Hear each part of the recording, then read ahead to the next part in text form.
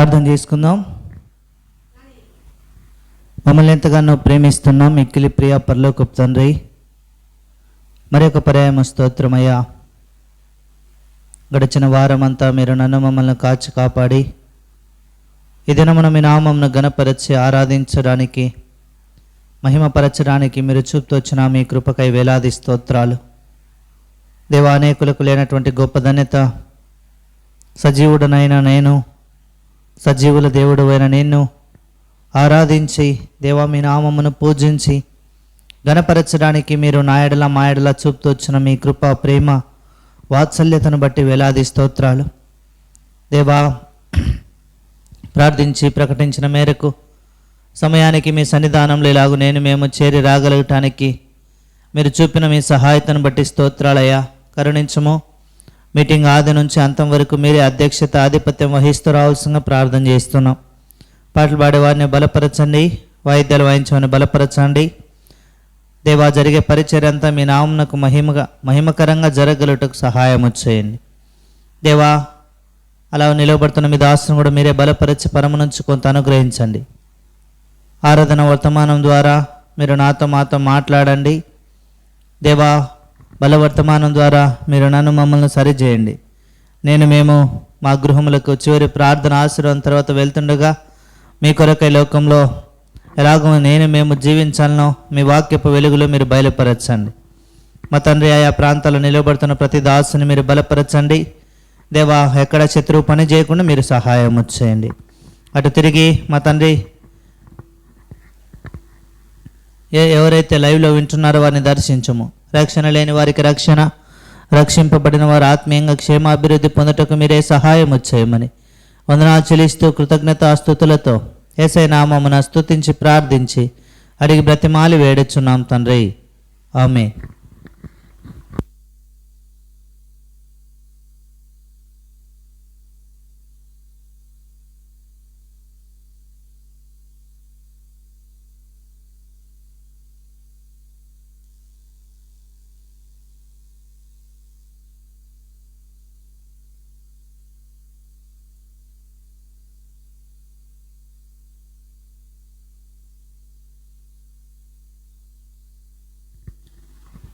పాటలు పాడుకుందాం.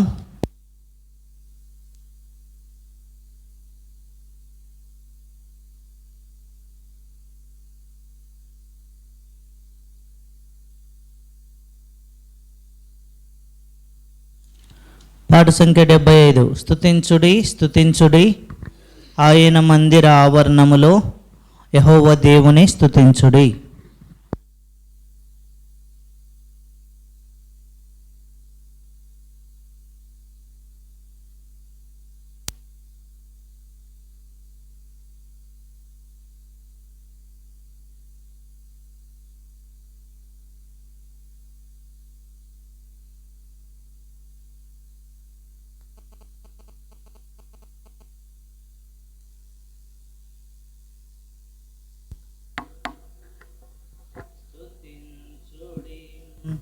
స్తుతించుడి ఆయన మందిరావరణములో యెహోవా దేవుని స్తుతించుడి. ఆయన మందిరావరణములో యెహోవా దేవుని స్తుతించుడి. భూమి ఆకాశమందున మీరెల్లరు కూడి స్తుతించుడి. భూమి ఆకాశమందున మీరెల్లరు కూడి స్తుతించుడి. రాజా రాజా ఓ రాజులకు రాజు వంచు స్తుతించుడి. రాజా రాజా ఓ రాజులకు రాజు వంచు స్తుతించుడి. స్తుతించుడి ఆయన మందిరావరణములో యెహోవా దేవుని స్తుతించుడి. ఆయన మందిరావరణములో యెహోవా దేవుని స్తుతించుడి. సర్వాధికారి సర్వాధికారుడంచు సర్వశక్తిమంతుడంచు సంపూర్ణ ప్రేమ రూపి సాధుల శ్రీమంతుడంచు సర్వాధికారుడంచు సర్వశక్తిమంతుడంచు సంపూర్ణ ప్రేమ రూపి సాధుల శ్రీమంతుడంచు సృష్టిని స్మరణ చేసెను ఓ స్తుతించుడి సృష్టిని స్మరణ చేసెను ఓ స్తుతించుడి స్తుతించుడి ఆయన మందిరావరణంలో యెహోవా దేవుని స్తుతించుడి ఆయన మందిరావరణములో యెహోవా దేవుని స్తుతించుడి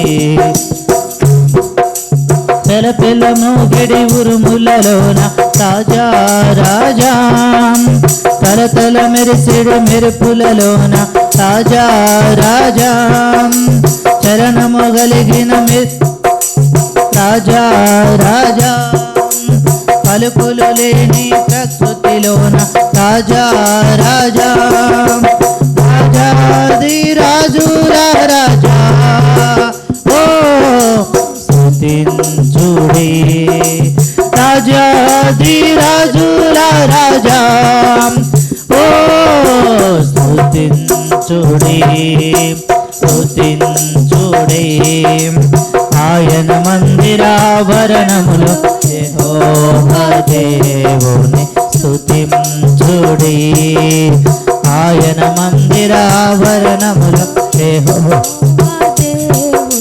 స్తుతించుడి భూమి ఆకాశమందున మీరెల్లరూ కూడి స్తుతించుడి భూమి ఆకాశమందున మీరెల్లరూ కూడి స్తుతించుడి రాజా రాజా ఓ రాజులకు రాజు వచ్చు స్తుతించుడి రాజా రాజా ఓ రాజులకు రాజు వచ్చు స్తుతించుడి స్తుతించుడి స్తుతించుడి స్తుతించుడి.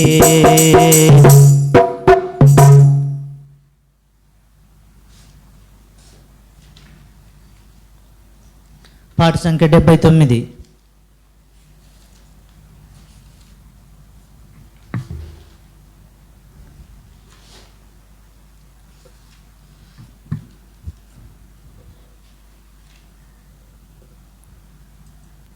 పరిశుద్ధ పరిశుద్ధ పరిశుద్ధ ప్రభువాం వరదూతలైన నిన్ వార్నేం పగలరా వరదూతలైన నిన్ వరదూతలైన నిన్ వరదూతలైన నిన్ వార్నేం పగలరా పరిశుద్ధ పరిశుద్ధ పరిశుద్ధ ప్రభువా వరదూతలైన నిన్ వార్నేం పగలరా పరిశుద్ధ జన కూడా పరమాత్మ రూపుడా పరిశుద్ధ జన కూడా పరమాత్మ రూపుడా నిరూపమ బల బుద్ధి నీతి ప్రభావం నిరూపమ బల బుద్ధి నిరూపమ బల బుద్ధి నిరూపమ బల బుద్ధి నీతి ప్రభావ పరిశుద్ధ పరిశుద్ధ పరిశుద్ధ ప్రభువా వరదూతలైన నిన్ వార్నేం పగలరా పరిశుద్ధ తనయోడా నరరూపధారోడా పరిశుద్ధ తనయోడా నరరూపధారోడా సూత్రధారుడా నరులను రక్షించు కరుణా సముద్ర నరులను రక్షించు నరులను రక్షించు నరులను రక్షించు కరుణా సముద్ర పరిశుద్ధ పరిశుద్ధ పరిశుద్ధ ప్రభువా వరదూత అయినా నిన్వానే పగలరా పరిశుద్ధ మగునాత్మ పరమోలిడోనాత్మ పరిశుద్ధ మగునాత్మ పరమోలిడోనాత్మ పరమానంద ప్రేమ భక్తుల కిడుమా పరమానంద ప్రేమ పరమానంద ప్రేమ పరమానంద ప్రేమ భక్తుల కిడుమా పరిశుద్ధ పరిశుద్ధ పరిశుద్ధ ప్రభువా వరదూత అయినా నిన్వానే పగలరా జనక కుమారాత్మలను కదే జనక కుమారాత్మలను కదేవా ఘన మహిమ చెల్లోను గణరా నిత్యముగా ఘన మహిమ చెల్లోను ఘన మహిమ చెల్లోను ఘన మహిమ చెల్లోను గణరా నిత్యముగా పరిశుద్ధ పరిశుద్ధ పరిశుద్ధ ప్రభువా వరదూత అయినా నిన్వానే పగలరాం వరదూతలైనా వరదూతలైనా వరదూతలైనా నిన్వానే పగలరా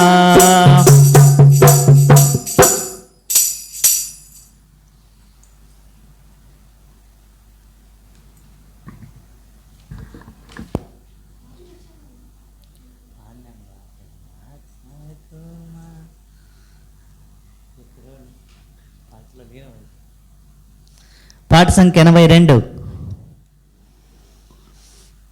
సాంగ్ నెంబర్ 82 స్తోత్రింతుము నిన్ను మాదు తండ్రి సత్యముతో ఆత్మతో నెప్పుడు స్తోత్రింతుము నిన్ను మాదు తండ్రి సత్యముతో ఆత్మతో నెప్పుడు స్తోత్రింతుము నిన్ను మాదు తండ్రి సత్యముతో ఆత్మతో నెప్పుడు పరిశుద్ధాలం కారములతో శరణం శరణం కారములతో దర్శించెదము శరణం శరణం స్తోత్రింతుము నిన్ను మాదు తండ్రి సత్యముతో ఆత్మతో నెప్పుడు స్తోత్రింతుము నిన్ను మాదు తండ్రి సత్యముతో ఆత్మతో నెప్పుడు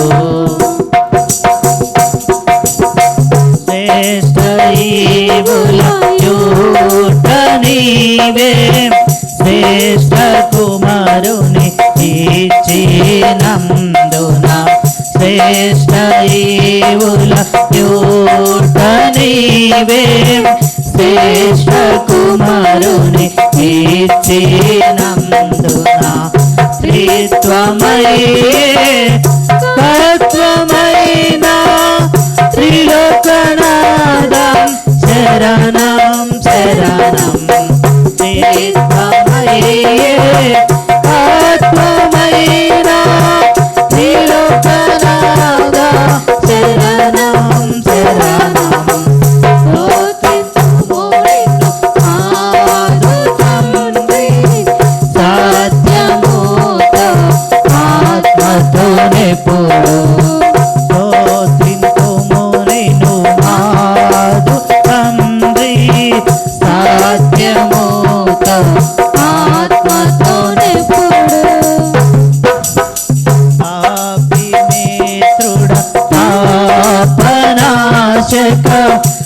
పరమవాస ప్రేమా పూర్ణ పాపి మిత్రుడ పాపనాశక పరమవాస ప్రేమా పూర్ణ వ్యోమపీఠుడ స్వర్ణమయుడ పరిశుద్ధాంగుడ శరణం శరణం వ్యోమపీఠుడా స్వర్ణమయుడా పరిశుద్ధాంగుడా శరణం శరణం స్తుతింతుము నిన్ను ఆదుతాంది సత్యముతో ఆత్మతో నింపుడు స్తుతింతుము నిన్ను ఆదుతాంది సత్యముతో ఆత్మతో నింపుడు సవలవానుడ రాత్మవానుడ సత్యరూపి కనబడువాడ సవలవానుడ రాత్మవానుడ సత్యరూపి యనబడువాడా నన్ను రక్షించిన రక్షకుండవు నాదనీవే శరణం శరణం నన్ను రక్షించిన రక్షకుండవు నాదనీవే శరణం శరణం స్తోత్రింతుము నిన్ను ఆదుతాండి సత్యముతో ఆత్మతో నింపుడు స్తోత్రింతుము నిన్ను ఆదుతాండి సత్యముతో ఆత్మతో నింపుడు మంగరూవే చుక్కలు తలపై ఉంగరములుగా కనబడినావే బంగారువే చుక్కలు తలపై ఉంగరములుగా కనబడినావే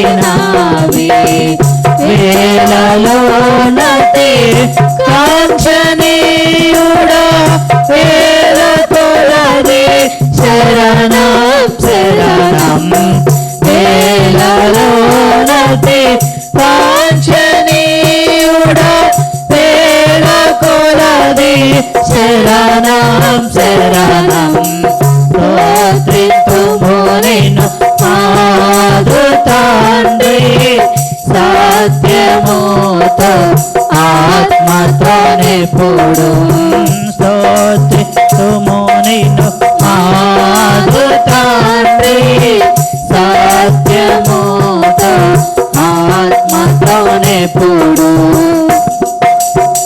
భూవరా వంటి కన్నులు పూలావా చెక్కిళ్ళు భూవలావా కన్నులు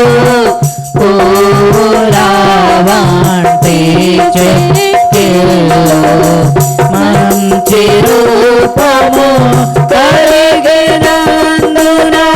మాకు నీవే శరణం శరణం మంచి రూపము కలిగినందున మాకు నీవే శరణం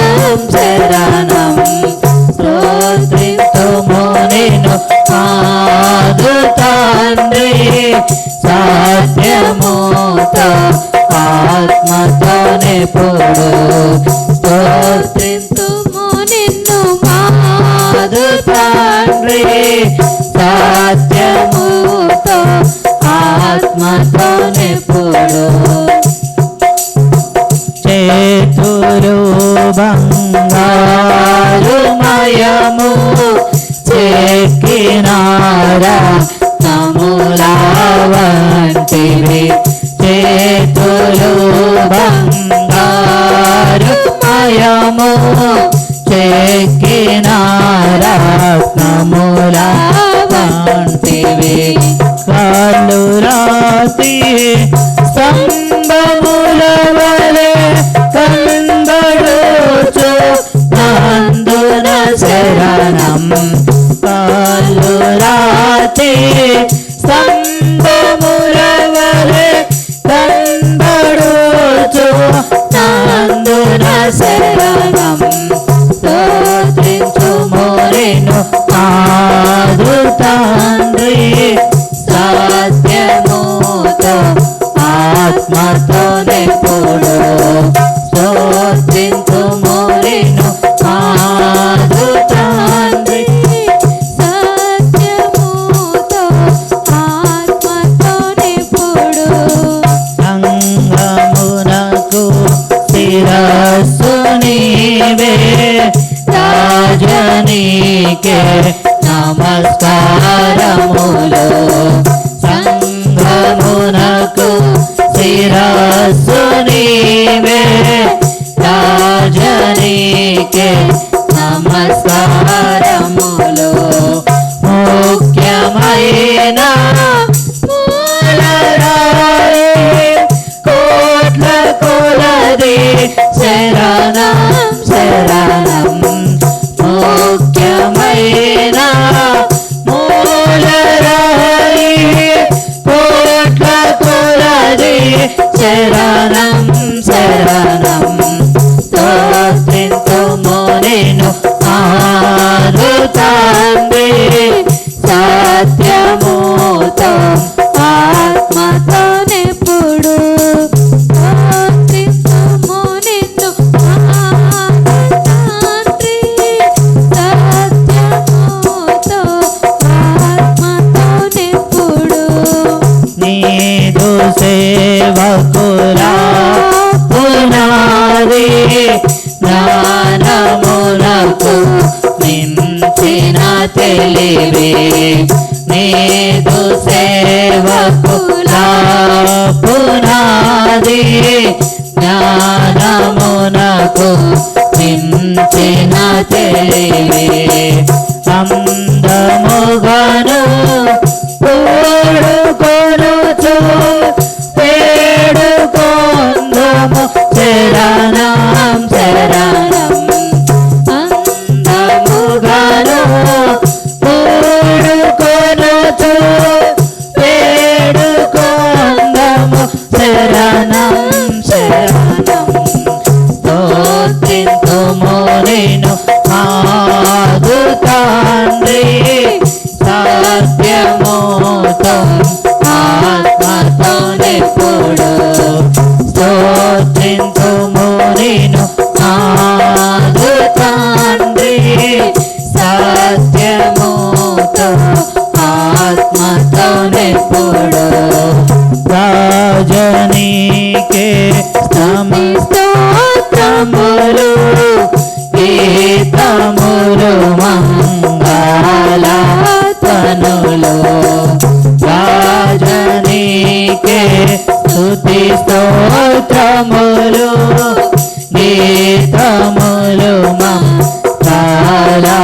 మంగళధ్వనులు శుభము శుభము శుభము నిత్యము హల్లెలూయా ఆమేన్ ఆమేన్ శుభము శుభము శుభము నిత్యము హల్లెలూయా ఆమేన్ ఆమేన్ స్తోత్రింతుము నిన్ను మాదు తండ్రి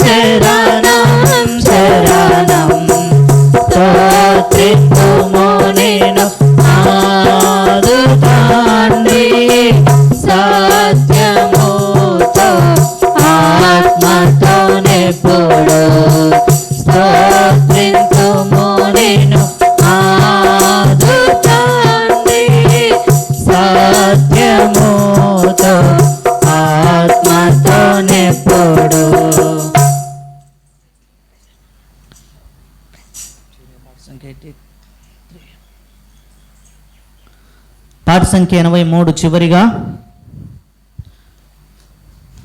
మొదటి చరణం చివరి చరణం మాత్రం పాడుకుందాం. చివరి చరణం పాడేటప్పుడు మనం లేచి నిలబడి పాడుకుందాం.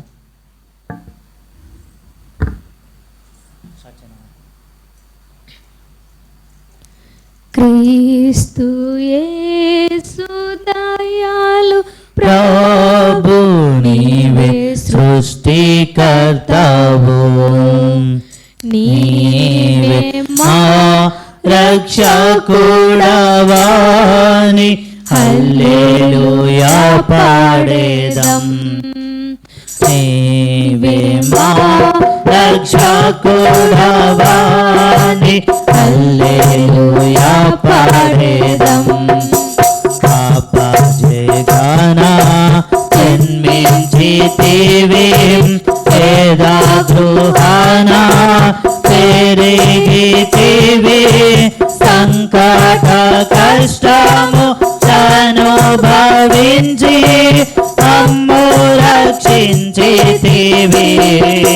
పాప జగనా జన్మించితివి, వేదా గృహానా పెరిగితివి, సంకట కష్టములనుభవించి అమ్ము రక్షించితివి.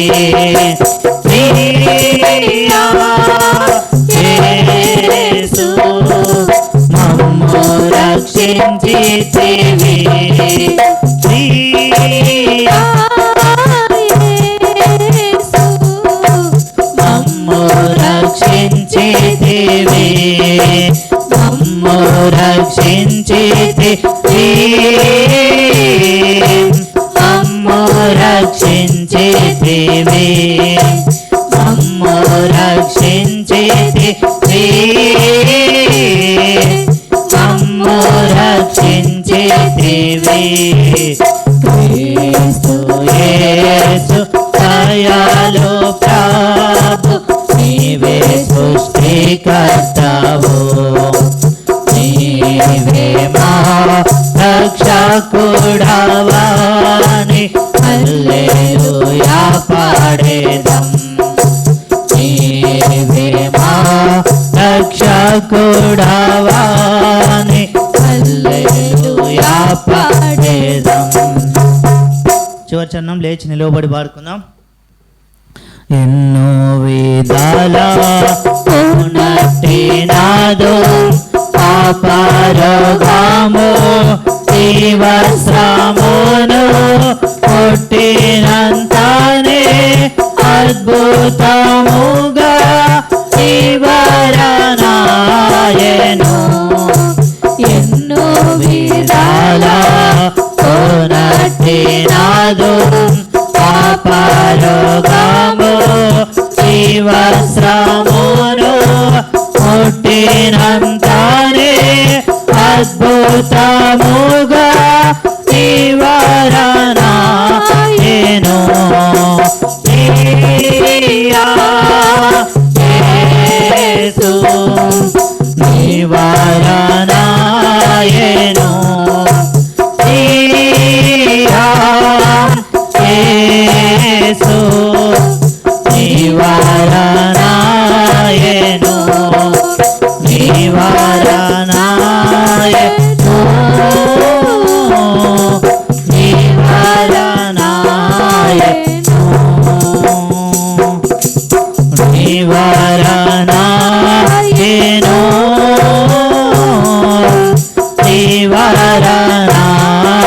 నివారణాయెను. క్రీస్తు యేసు దయాళు ప్రభు నీవే సృష్టికర్తవు, నీవే మా రక్షకుడవాని హల్లెలూయా పాడేదం. నీవే మా రక్షకుడవాని హల్లెలూయా పాడేదం. దయచేసి కూర్చుందాం.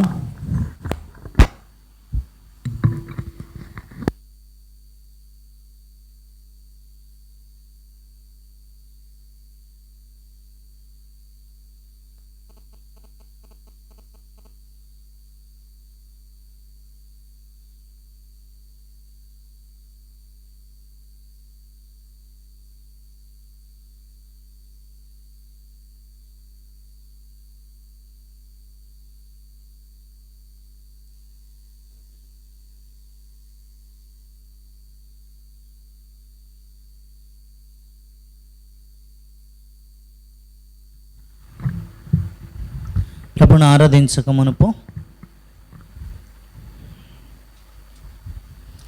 మనము మన భాగంలోనికి వెళ్దాం. ఆ మాటను చదువుకొని మనం ముందుకు సాగు.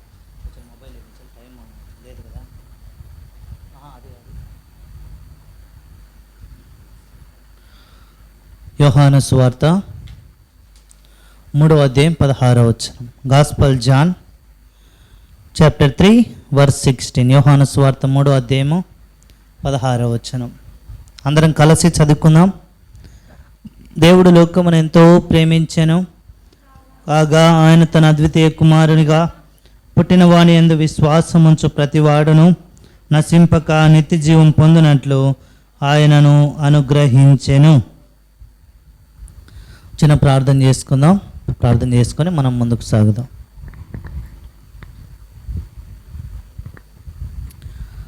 మమ్మల్ని ఎంతగానో ప్రేమిస్తున్నాం మిక్కిలి ప్రియ పరలోకపు తండ్రి, మరి ఒక ప్రేమ స్తోత్రమయ్యా. మీ ప్రియ పాదముల చెంత ఇలాగు దేవా, మీ ప్రియులమైన మీ కుమారులమైన మీ కుమార్తెలమైన నేను మేము దేవా మీ సన్నిధానంలో మోకరిల్లి మరి ఒక ప్రేమ దేవా నీ వాక్యమును నెమరు వేసుకోవడానికి మీరు చూపుతూ వచ్చిన మీ కృపకై స్తోత్రాలు దేవా. నీ వాక్య సారాంశము సత్యం అన్నట్లు, నీ వాక్యమే నాకు జ్ఞానమునిచ్చినట్లు దేవా, ఈ దినము మేము కొన్ని విషయాలు ఆత్మీయంగా పరిగెరుకోవడానికి ప్రయత్నిస్తుండగా దేవా మీరే సహాయము చేయండి. ఈ ఆత్మ సంబంధమైన పరలోకపు మన్నాను మేము భుజించి ఆత్మీయముగా మేము వర్ధిల్లుటకు మీరు సహాయము చేయండి. నిలబడుతున్న మీ దాసునైనా నేను అయోగ్యుడనయ్యా, మీ ప్రజలందరికంటే తక్కువైన వాడను. కేవలము మీ దయ, మీ ప్రజల ప్రార్థన ద్వారా మాత్రమే నిలవబడుతున్నా. మాట్లాడువాడని నేను కాదు, నా ద్వారా మీరే మాట్లాడండి దేవా. అయోగ్య దాసుడనైన నన్ను దేవా మీరు మీ యొక్క నోటికి ఒక బురగా మాత్రమే వాడుకొనమని సమస్తమైన మహిమ ఘనత ప్రభావంలో మీకు ఆరోపించుకుంటూ వందనాలు చెల్లిస్తూ మమ్మల్ని మీ చేతికి అప్పగించుకుంటూ యేసయ్య నామమున స్తుతించి ప్రార్థించడి బ్రతిమాలి వేడుచున్నాం తండ్రి, ఆమేన్.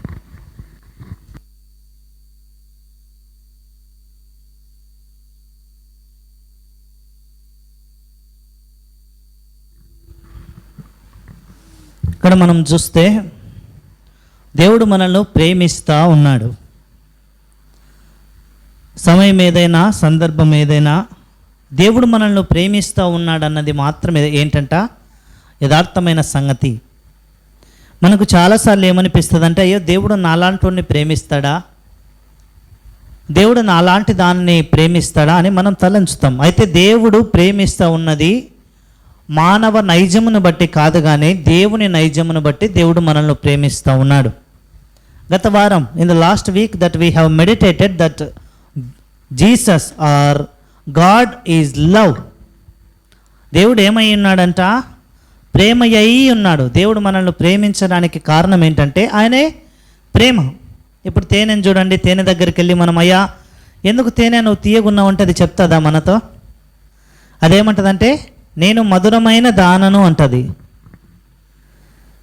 కనుక మనము చూస్తే ఎందుకు దేవుడు నిన్ను నన్ను ప్రేమిస్తూ ఉన్నాడంటే ఆయన ఎవరంట, ప్రేమాస్వరూపి. కాబట్టి రండి నేను మీకు ఒక వ్యక్తిని పరిచయం చేసి దేవుడు తనని ప్రేమించి తనని ఏ స్థితిలో పడిపోయి ఉన్న తనని ఏ స్థితిలోనికి దేవుడు నడిపిస్తూ వచ్చాడో నేను మీకు పరిచయం చేసి ముందుకు సాగాలని ఇష్టపడుతూ ఉన్నాను. రండి దాని కొరకై ఆదికాండము 12వ అధ్యాయము, ఆదికాండము 12వ అధ్యాయము 7వ వచనం. Book of Genesis chapter 12 verse 7. ప్రత్యక్షమయ్యి నీ సంతానమునకు ఈ దేశం ఇచ్చేదనని చెప్పగా అతడు తనకు ప్రత్యక్షమైన యెహోవాకు ఒక బలిపీఠమును కట్టెను. రైట్, ఏంటంట తనకు ప్రత్యక్షమైన దేవునికి. దేవుడు మనకు ప్రత్యక్షమవుతాడా? ఎవరికైనా ప్రత్యక్షమైనాడా ఇప్పటిదాకా? అన్న నేను దేవుణ్ణి ఇప్పటివరకు చూడలేదు అన్న వాళ్ళు చేయి పైకెత్తండి. రేచల్ ఫేస్లో ఒక ప్రశ్న, అదేంటండి దేవుణ్ణి చూసిన వారు చేతులు పైకెత్తమంటే ఎవరో ఒకరు ఇద్దరు ఎత్తుతారు. మరి దేవుణ్ణి చూడని వారు ఒకసారి చేయి పైకెత్తనంటే ప్రశ్నలోనే పెద్ద లోపం ఉందేమో అనుకుంటుంది. According to the gospel John chapter 1 we all know that the word of Bible is nothing than or none above than Jesus Christ. మనము చూస్తే యోహాను సువార్తలో రాయించబడినట్లుగా 1వ అధ్యాయంలో ఏం రాయించబడతా వచ్చింది? ఆ వాక్యం ఎవరంట? The word of God is Christ Jesus. ఈ వాక్యమే మనకెవరంట? దేవుడై ఉన్నాడు. ఇప్పుడు ఒకసారి చేయి పైకెత్తుతారా? అన్న నేను ఇప్పటిదాకా దేవుణ్ణి చూడలేదు అన్నవారు ఎవరు లేరు కదా. నువ్వు యేసుక్రీస్తు ప్రభువాన్ని స్వంత రక్షకునిగా అంగీకరించినా అంగీకరించకపోయినా, నీవు దేవుని మందిరంలో ఉన్నా లేదంటే నువ్వు ఎక్కడున్నా, నీ జీవితంలో లేదా నా జీవితంలో ఒక్కసారైనా మనం ఏం చేసి ఉంటాం? ఈ బైబిల్ను మనము పట్టుకొని ఉంటాం. కనీసం పట్టుకోవడం. కాబట్టి మనము చూస్తే దేవుడు ఎన్నిసార్లు ప్రత్యక్షమైంటాడో మనకు. అయితే అబ్రహాము జీవితంలో చూస్తే అబ్రహాము యొక్క జననము, అబ్రహాము యొక్క ఆ సందర్భాన్ని మనం చూసినప్పుడు అబ్రహాము దేవునికి ఏం చేస్తూ ఉన్నాడంట? బలిపీఠము కడతా ఉన్నాడు. ఎందుకు బలిపీఠం కట్టాడు? మనం బలిపీఠాలు కడతామా? మనం బలిపీఠాలు కడతామా? మీరు అనుకోవచ్చు, అన్న ఈ దినాల్లో నూతన నిబంధనలో బలిపీఠములు అన్న మాట మనకు అరుదుగా కనపడుతుంది. మరి ఏం కనపడుతుంది? ఈ బలిపీఠాలు ఇట్స్ ఎ సబ్స్టిట్యూట్ కదా. పాత నిబంధనలో it's called altar, and when we have entered into the new testament it has been changed. That is nothing than prayer and adoration. పాత నిబంధనలో మనకు బలిపీఠం అన్న మాట తారసపడితే, అదే నూతనమైన నిబంధనలోకి వచ్చేతలికి మనకు ఎలాగో కనపడతాయంట? ప్రార్థన అన్న మాట కనపడుతుంది. లేదంటే రెండోది ఏంటంట? ప్రభువును ఆరాధించడం అని కనపడుతుంది. మీరు అనుకోవచ్చు, అన్న ఎక్కడ రాయించబడినాయని? మత్తయి సువార్తలో 9వ అధ్యాయం అనుకుంటా. యేసుక్రీస్తు ప్రభువారు శిష్యులకు ఏం నేర్పించాడు? ప్రార్థన చేయడం నేర్పించాడు. అదే యోహాను సువార్త 4వ అధ్యాయం 24వ వచనంలో చూస్తే సమరయ స్త్రీకి యేసుక్రీస్తు ప్రభువారికి మధ్య ఉన్న సంభాషణ. ఏ సంభాషణ అంటది? అయితే మేము ఆరాధిస్తాం, మీరు తెలియని దాన్ని ఆరాధిస్తారు, మేము తెలిసిన దాన్ని ఆరాధిస్తాం అని ఈ మాటలు అన్నీ అన్న తర్వాత ప్రభు చెప్పిన మాట ఏంటంట? ఏమన్నాడు? అయితే తండ్రిని ఆరాధించువారు ఎలాగ ఆరాధించాలంట? ఆత్మతోనూ సత్యముతోనూ ఆరాధించాలి. దేవుడు ఆత్మ కనుక అని దేవుడి మాట బయలుపరుస్తూ వచ్చినాడు. కాబట్టి మనము చూస్తే ఈ యొక్క ఆదికాండము 12వ అధ్యాయము 7వ వచనంలో రాయించబడినట్లుగా బలిపీఠము ఎవరి జీవితంలో అంటే ఈ బలిపీఠము? అబ్రహాము జీవితంలో బలిపీఠం. ఎందుకు అబ్రహామును బలిపీఠం కట్టాడంట? దేవునికి తనకు ప్రత్యక్షమైన యెహోవాకు తాను ఏం చేస్తూ ఉన్నాడు? ఒక బలిపీఠము కట్టి. రండి, అబ్రహాము జీవితంలో దేవుడు ఎన్నిసార్లు ప్రత్యక్షమైనాడు? ప్రత్యక్షమైన ప్రతిసారి దేవుడు తనకు చేసిన మేలేంటి, తనకు చేసిన కీడేంటి, దేవుని ప్రత్యక్షతలో దాగి ఉన్న మర్మం ఏంటో మనం ఈ దినము నేర్చుకొని మనం ప్రభుని ఆరాధించే ప్రయత్నం చేద్దాం. రండి, దాని కొరకై మొదటిగా చూస్తే 12వ అధ్యాయం 1వ వచనం, ఆదికాండం 12:1. యెహోవా నీవు లేచి నీ దేశం నుండి నీ బంధువుల యొద్ద నుండి నీ తండ్రి ఇంటి నుండి బయలుదేరి నేను నీకు చూపించు దేశమునకు వెళ్ళుము. ఇది ఆదికాండము 12వ అధ్యాయం 1వ వచనములో దేవుడు మొట్టమొదటిసారి అబ్రహాముకు ప్రత్యక్షమైనాడు. అవునా కదండి? మొట్టమొదటిసారి ఎందుకు ప్రత్యక్షమైనాడంటే దేవుడు ఈ సందర్భంలో అబ్రహాం దగ్గరికి వెళ్ళి, why my dear uncle, God has appeared to you and what is the purpose? ఎందుకయ్యా దేవుడు నీకు మొట్టమొదటిసారి కనపన్నాడు? ఆయన ఏం చెప్పాడు? ఆ ఉద్దేశం ఏంటి అని అంటే, అబ్రహాము చెప్పే మాట ఒకటి, అయ్యా దేవుడు నాతో ఏం చెప్పాడంటే, నేనున్న స్థలమును విడిచిపెట్టి తాను నాకు చూపించే స్థలమునకు వెళ్ళమని చెప్పాడు. It's a calling. ఇదేంటంట? దేవుడు తనని బయటికి తీసుకొని రావడం కొరకై దేవుడు ఏం చేస్తూ ఉన్నాడంట? పిలుస్తూ ఉన్నాడు అబ్రహామును పేరు పెట్టి, రా బయటికి రా, లెట్స్ కమ్ అవుట్. మనము చూస్తే అబ్రహాము నివసిస్తూ ఉన్న ప్రదేశము ఏంటంట? 11వ అధ్యాయంలో రాయించబడతా వచ్చింది. ద ఊర్ ఆఫ్ చెల్దియన్స్ అంటే కల్దీయుల పట్టణం. అనబడిన ఊరు. ఇక్కడ రాయించబడింది 11వ అధ్యాయం 28వ వచనం.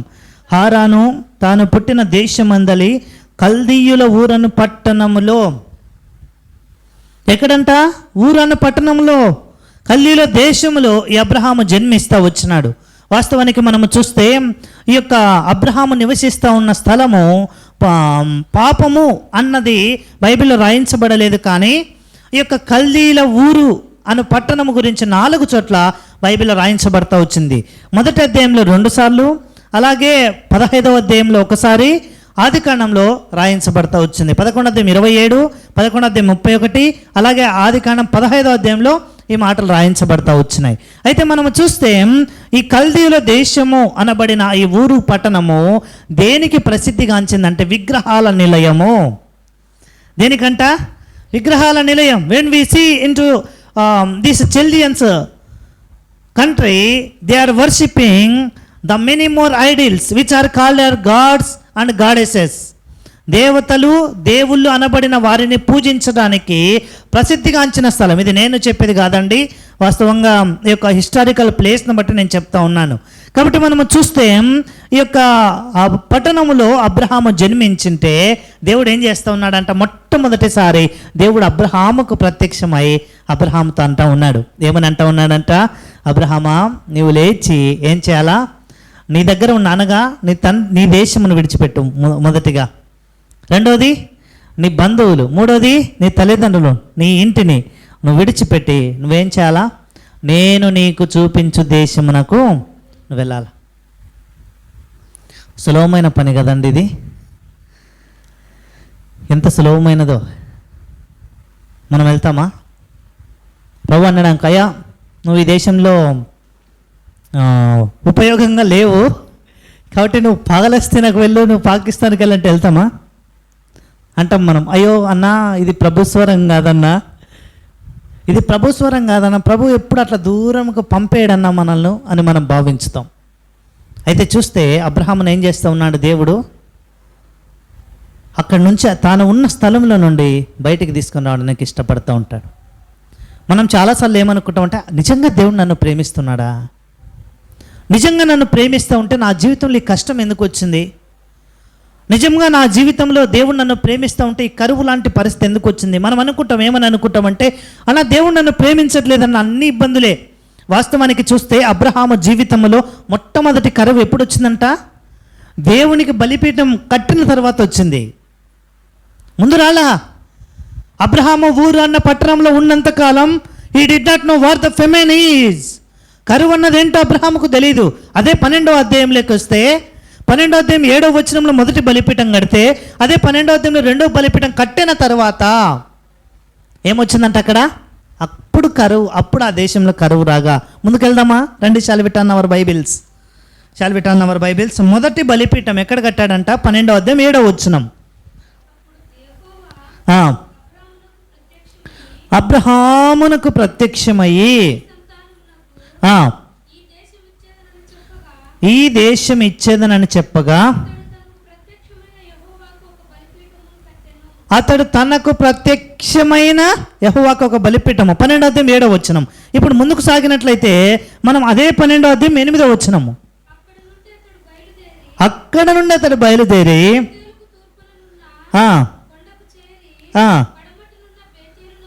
పడమటనున్న బేతేలునకును గుడారము వేసి, రైట్, ఏంటంటే ఇక్కడ ఏం రాయించబడతా వచ్చింది? 2వ బలిపీఠం. 12వ అధ్యాయం 7వ వచనంలో మొదటి బలిపీఠం, 12వ అధ్యాయం 8వ వచనంలో 2వ బలిపీఠం.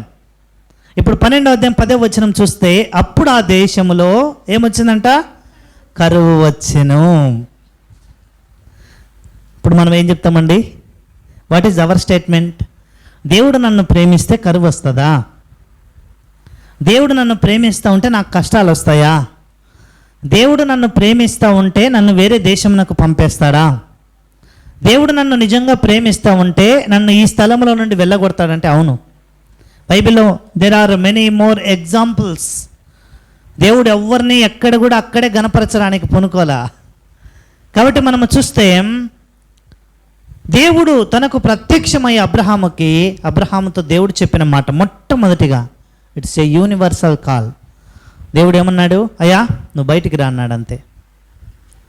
ఈ దినం మనం అనుకోవచ్చు, అన్న ఆ దినం అబ్రహామును మాత్రమే పిలిచాడు కదా దేవుడు, మరి ఈ దినాల్లో అంటే దేవుడు 2 పిలుపులు, it's a universal call. 2 universal calls గురించి బైబిల్లో రాయించబడ్డాయి. ఆ పిలుపులు ఏంటంటే, మొట్టమొదటి పిలుపు ఇది అందరికీ వర్తించే పిలుపు. యోహాను సువార్త 3వ అధ్యాయం 16వ వచనం ఏంటంట? దేవుడు లోకమును ఎంతో ప్రేమించాను. నువ్వు కుష్ఠరోగంతో ఉన్నా, నువ్వు చేతగాని వాడవైనా, నువ్వు కృంగిపోయి ఉన్నా, నీవు మరణావస్థ స్థితిలో ఉన్నా, నీవు అన్ని విషయాల్లో పాడైపోయి ఉన్నా, దేవుడు చెప్పే మాట ఏంటంట?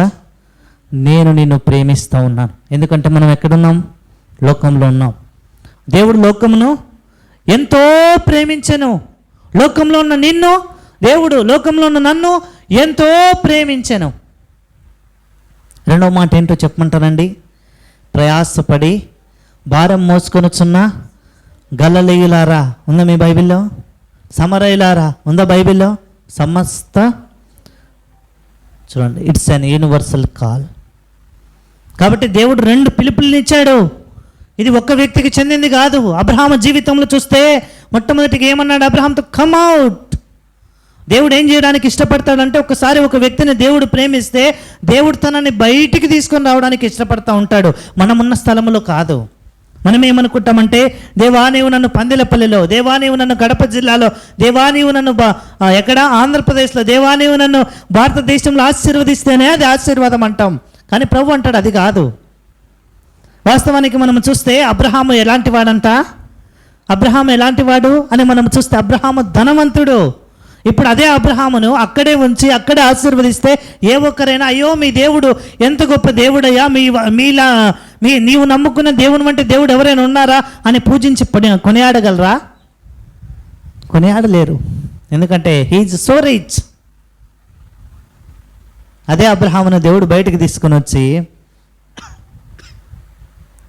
యాజకుడు అంటున్నాడు ఏమని తెలుసండి? అబ్బా, యాజకుని దగ్గర అబ్రహాము చెప్పిన మాట ఏంటో చెప్పమంటారా?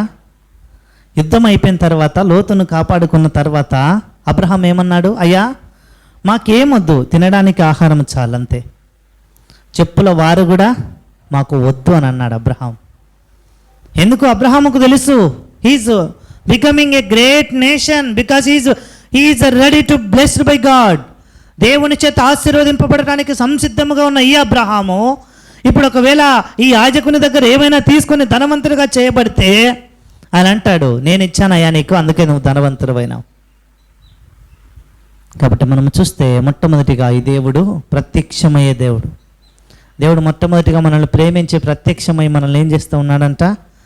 బయటికి తీసుకొని వస్తూ ఉన్నాడు. మనల్ని మొట్టమొదటిగా పేరు పెట్టి పిలుస్తున్నాడు. అబ్రహామును పేరు పెట్టి పిలిచాడు. ఈ దినమున ఎంతమందిని దేవుడు పేరు పెట్టి పిలిచాడు కదా. మనం అనుకుంటా, అన్న పేరు పెట్టి పిలిచిన వాళ్ళు అందరూ దేవుని సేవకులా అంటే కాదు. దేవుడు అందరినీ ఒకే పని కోసం నిర్ణయించుకోడు కదండి. దేవుడు మనం చూస్తే యేసుక్రీస్తు ప్రభు వారి శిష్యులు 12 మంది ఉంటే 12 మందిని 12 పనుల కొనకై కదా. ఒక్కొక్కరి చూస్తే ఒక్కొక్క విధానంలో దేవుడు వారిని వాడుకుంటూ వచ్చారు. ఒకరేం ప్రార్థనా పనులు, ఒకరు వాక్యం బోధించగలిగే సామర్థ్యం కలిగిన వాళ్ళు, ఒకరు ఏంటంట అన్ని భాషలు బోధించేవారు, ఒకరు మంచిగా సువార్తను ప్రకటించేవారు, ఇంకొకరు పాడైపోయిన ఈ సమాజమును తిరిగి, పడిపోయిన పరిస్థితుల్లో ఉన్న ఈ సమాజమును తిరిగి కట్టేవారు కదా. పిలువబడిన వారే వీళ్ళంతా. దేవుని యొక్క పిలుపు లేకుండా, దేవుని యొక్క ఏర్పాటు లేకుండా, దేవుడు ఎవరిని పేరు పెట్టి పిలవకుండా ఉంటే వారెవ్వరు కూడా ఏం చేయలేరంట? దేవుని పని చేయలేరు. మనం అనుకుంటే అయ్యో దేవుని పని చాలా చక్కగా చేస్తున్నాను, అది అసంభవం కదా. కాబట్టి మనం చూస్తే ఇక్కడ ఏం చేస్తూ ఉన్నారంట? దేవుడు మొట్టమొదటిగా అబ్రహామును పేరు పెట్టి పిలిచాడు. దేవుడు మొట్టమొదటిగా తనకు ప్రత్యక్షమై తనని ఏం చేస్తూ ఉన్నాడంట? బయటికి పిలిచాడు. నిన్ను నన్ను పిలవలేదా? మనం చూస్తే పట్టణాలలో పాపము ఎక్కువ ఉంటుంది, అవునా కదండి.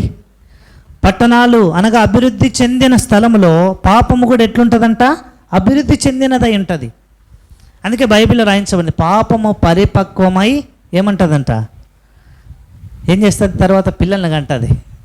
అట్లాగా ఎక్కడైతే అభివృద్ధి చెందబడి ఉంటుందో అక్కడ పాపము కూడా ఏమై ఉంటుంది, అభివృద్ధి చెంది ఉంటుంది. అట్లాంటి స్థలములో నుండి దేవుడు ఏం చేస్తూ ఉన్నాడు, అబ్రహామును పేరు పెట్టి పిలిచాడు. మరి మన సంగతి ఏంటి? మనం ఏమని ప్రభుని ఆరాధించాలన్నా, నా జీవితంలో నేను ఎట్లా ప్రభుని ఆరాధించాలి, ఈ సంగతి నేను ఎమరు వేసుకున్నానంటే, మనం కూడా ఎక్కడున్నామంట, లోకమన్నా ఊరు పట్టణం, అక్కడ జన్మించిన వారమే మనము కూడా, లోకంలో ఉన్నవారమే. అయితే దేవుడు మనల్ని ఏం చేస్తూ ఉన్నాడు, మనల్ని పేరు పెట్టి పిలిచాడు. మనల్ని దేవుడు ఏం చేస్తూ ఉన్నాడంట, పేరు పెట్టి ఒక్కొక్కరిగా పేరు పెట్టి బయటికి పిలుస్తూ ఉన్నాడు. ఎందుకొరకై? రండి రెండవ అనుభవంలోనికి వెళ్దాం. ఎందుకు పేరు పెట్టి పిలిచాడంట? 17వ అధ్యాయం 11వ వచనం. ఇది రెండవ సందర్భం, దేవుడు ఎందుకు అబ్రహాముకు ప్రత్యక్షమైనాడు అని తెలియజేసే రెండవ సందర్భం. మీరు మీ గోప్యాంగ చర్మమును సున్నతి పొందవలెను. ఏంటంట రెండోదిగా? చర్మమున సున్నతి అంటే ఏంటి దినాల్లో? ఇంకా అవన్నీ కూడా దేన్ని జ్ఞాపకం చేస్తూ ఉన్నాయంట? సర్కంసిజన్ కదా. కాబట్టి సున్నతి అంటే ఆ దినాల్లో ప్రభు ఏం కోరుకుంటూ వచ్చాడంటే, బాహ్యపరమైన సున్నతి. ఈ దినాల్లో ఏంటంట? అంతరంగమైన సున్నతి. అంతరంగమందు సున్నతి చేయబడటం అంటే నెంబర్ 1, పాపముల నుంచి ఏం చేయబడాలి? విడిపించబడాలి. ఇంకా చెప్పాలంటే వేరు చేయబడాలి. ఇక్కడ ఎందుకు అయా సున్నతి చేయబడిన వారిగా మీరు ఉండాలి అని ప్రభు సెలవిచ్చా అంటే, లోకము నుండి మీరు ఏం చేయబడి ఉన్నారు? వేరై ఉన్నావు. అబ్రహాము సంతతియేనా అని ఎలా తెలుస్తుందంటే, బాహ్యంగా పరీక్షించినప్పుడు. మరి మన జీవితాల్లో ఎప్పుడు మనం వేరై ఉన్న వారంగా కనపడతామంటే, మనం ప్రభుకు మాదిరిగా జీవిస్తూ ఉండటం ద్వారా కదా. లోకస్తుల వలె మనము మాట్లాడినామనుకో, మనం లోకం నుంచి వేరైపోయినట్లా కాదు. లోకస్తుల వలె మనం జీవించామనుకో, మన వస్త్రధారణ, తర్వాత మన నడత, మన ప్రవర్తన అంతా లోకస్తుల వలె ఉందనుకో, మనం మందిరంలోనికి వచ్చినా కూడా మనం ఎవరమంట దేవుని దృష్టిలో లోకస్తులమే. మందిరానికి రావచ్చు, వాక్యం బోధించవచ్చు, మంచిగా పాటలు పాడచ్చు, మంచిగా దేవుని మందిరంలో వాయిద్యాలు వాయించవచ్చు, వల్ల పంచే ఆధిక్యత నీకు ఉండొచ్చు. అయితే దేవుడు నన్ను ఎలా చూస్తా అంటే, నువ్వు దేవుని మందిరంలో ఉన్న అన్యుడవు. మనం ఏం చూస్తాయా అన్న వాళ్ళ అన్యులు అంటాం. వాస్తవానికి అది కాదు. అన్యత అంటే ఏంటి? ప్రభువును గుర్తెరగని వారే, ప్రభుకి ఇంకా వారి హృదయంలో చోటు ఇవ్వని వారే అన్యులు. కనుక మనం చూస్తే దేవుడు ఏం చేయడానికి రెండవదిగా ఆయన తనను తాను కనపరుచుకుంటూ వచ్చాడు అబ్రహాము జీవితంలో. అంటే అబ్రహామును వేరుపరచడం కోసమై మొదటిగా ఆయనను పేరు పెట్టి పిలిచాడు. రెండోదిగా ఏంటంట, వేరు చేస్తూ ఉన్నాడు లోకము నుండి కదా. లోకం నుండి వేరైపోవడం అంటే ఏంటి? యాన్నో అడవిలో ఉండటమా? లోకంలో నుండి వేరైపోవడం అంటే ఏంటి? మన కుటుంబం అంతా పోయి ఒక అడవిలో యోహానులాగా నివాసం చేయడమా? కాదు. ఏంటంట, లోకము నుంచి వేరవ్వడం అంటే లోక ఆశల నుంచి వేరవ్వడం, లోకము నుంచి మనల్ని మనము వేరు చేసుకోవడం. దేన్ని జ్ఞాపకం చేస్తుందంటే, ప్రభుకు సమీపస్తులుగా చేయబడటాన్ని మనకు జ్ఞాపకం చేస్తూ ఉంది కదా. కాబట్టి రెండోదిగా చూస్తే, ఎందుకయ్యా దేవుడు అబ్రహాముకు ప్రత్యక్షమైనాడు అని మనం ఆలోచన చేస్తే, రెండోదిగా అబ్రహామును ఏం చేయడానికి దేవుడు ఇష్టపడుతూ ఉన్నాడంట? వేరుపరచడానికి ఇష్టపడుతూ ఉన్నాడు. అందుకే అబ్రహాముకు చెప్పాడు, అయ్యా నువ్వేం చేయబడాలి? సున్నతి చేయబడాలి కదా. నీ కుమారులు సున్నతి చేయబడాలి. అలాగే నువ్వెవరినైతే విలువ పెట్టి కొంటామో అతడు కూడా ఏం చేయబడాలి? సున్నతి చేయబడాలి. కాబట్టి వేరైన జీవితం, లోకములో నుండి వేరు చేయబడటం, లోకములో ఉండాలి. అయితే లోకము యొక్క ఆలోచనలకు వేరై ఉండాలి, లోకములో ఉండాలి. అయితే లోకమునకు వేరై జీవించాలి. ఉదాహరణకు చెప్పాలంటే తామర పువ్వు అండి, అదేం చేస్తుందంట? అది ఎక్కడ బ్రతుకుతుంది? ఎక్కువగా బురదలో ఉంటుంది. కానీ దానికి ఎక్కడైనా సరే ఆ తామర పుష్పానికి బురద అంటుకుంటుందా? అంటుకోదు. అదే ఒకసారి పందిని చూడండి, మనం ఎక్కడ బాగా మంచిగా పర్ణశాల లాంటి స్థలాల్లో దాన్ని ఉంచినా కూడా, రాజు యొక్క భవనంలో ఉంచినా కూడా అది ఎక్కడికి వెళ్ళడానికి ఇష్టపడుతుందంట? బురదలోకి వెళ్ళడానికి ఇష్టపడుతుంది. అందుకే ఈ దినాన ప్రభు అడిగే మాట, ఆ ప్రశ్న ఏంటంటే, నీ జీవితంలో నువ్వు ఎలాగున్నావు? నన్ను ఆరాధించడానికి వచ్చినావు, మంచిదే. అయితే నీవు మరలా బురదలోకి వెళ్ళే జీవితాన్ని జీవిస్తూ ఉన్నావా, లేదంటే తామర పువ్వులాగా జీవిస్తూ ఉన్నావా? ప్రభు ప్రశ్నించాడు అనుకో, మనం అనుకోవచ్చు, అయ్యో ఆరాధన అంటే కేవలం ఏదో ఒక మాట రెండు మాట అన్న చెప్పిన దాంట్లోంచి మనం నెమరేసుకొని నా జీవితానికి అన్వయించుకొని వెళ్ళడమే అని తలంచుతాం. కాదు. ఆరాధన అంటే ఏంటంట? మన జీవితాన్ని, మన ప్రవర్తనని మనం ప్రభుకు అర్పించడమే. ఆ దినం బలిపీఠము కట్టి అబ్రహాం ఏం చేస్తా ఉన్నాడు? దేవునికి బలి అర్పిస్తే ఈ దినము నన్ను నేను సజీవ యాగముగా ప్రభుకు అర్పించడమే యథార్థమైన ఆరాధన. హెబ్రీ పత్రికలో రాయించబడింది కదా, సజీవ యాగం. అది సజీవ యాగం అంటే. కాబట్టి మనము చూస్తే రెండవదిగా దేని కొరకంట దేవుడు ఎందుకు ప్రత్యక్షమైనాడు అబ్రహాము జీవితంలో? రెండవదిగా ఎందుకు ప్రత్యక్షమైనాడు? తనను తాను వేరుపరచడం కోసమై. కాబట్టి రెండవదిగా చూస్తే మనం ఏమై ఉన్నాం? లోకము నుండి వేరు చేయబడి ఉన్నాం. లోకము నుండి వేరు చేయబడిన వారు మాత్రమే ప్రభువుని ఆరాధించగలరు. 3 అనుభవంలోనికి వెళ్దాం.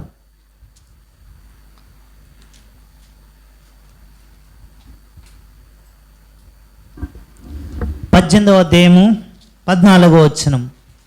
ఆదికాండం 18వ అధ్యాయం 14వ వచనం. యెహోవాకు అసాధ్యమైనది ఏదైనా ఉన్నదా?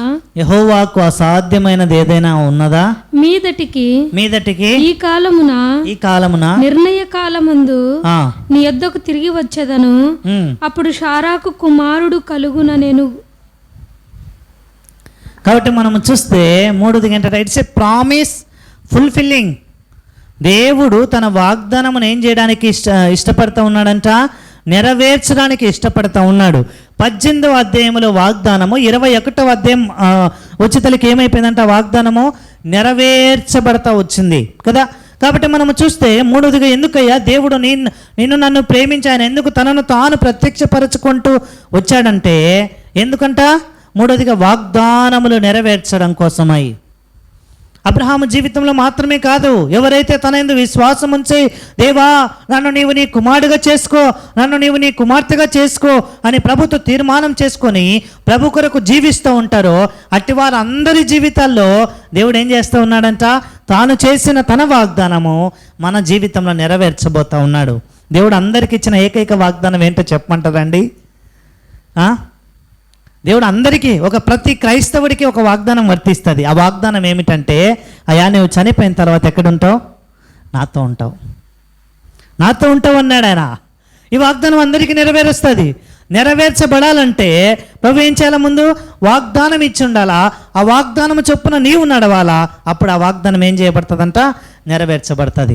అబ్రహాము జీవితంలో చూస్తే 12వ అధ్యాయం 2వ వచనంలో మొదటి వాగ్దానం, అదే 15వ అధ్యాయంలోకి వచ్చేసరికి ఆ వాగ్దానాన్ని ఇంకోసారి దేవుడు బయలుపరిచాడు. అయితే ఈ 18వ అధ్యాయంలోకి వచ్చేసరికి వాగ్దానమును దేవుడు జ్ఞాపకం చేసుకొని, నేను ఎందుకయ్యా నీకు కనపడింది, నేనెందుకు నీకు ప్రత్యక్షమైంది అని అంటే, మూడోదిగా అబ్రహాము జీవితంలో వాగ్దానం నెరవేర్చబడటం కోసమై దేవుడు ప్రత్యక్షమైనాడు. అదే వాగ్దానం 21:5లో ఏమైపోయిందంట? వాగ్దానం నెరవేర్చబడింది. శారా ఎవరికి జన్మనిచ్చిందంట? ఇస్సాకుకు కదా. ఇస్సాకు పుట్టిన వెంటనే శారాకి ఏమనిపించిందంట? శారాకి ఏమొచ్చింది? దుఃఖంలో ఉన్న శారాకి ఒక్కసారిగా నవ్వు వచ్చింది. ఎట్లుంటుందండి? దుఃఖంలో ఉన్నవారు ఒక్కసారి నవ్వుతే ఏమవుతుంది? మీకు ఎప్పుడు రాలేదనుకుంటా, నాకు వచ్చు. ఆనంద బాష్పాలు వస్తాయి. అర్థమైందా?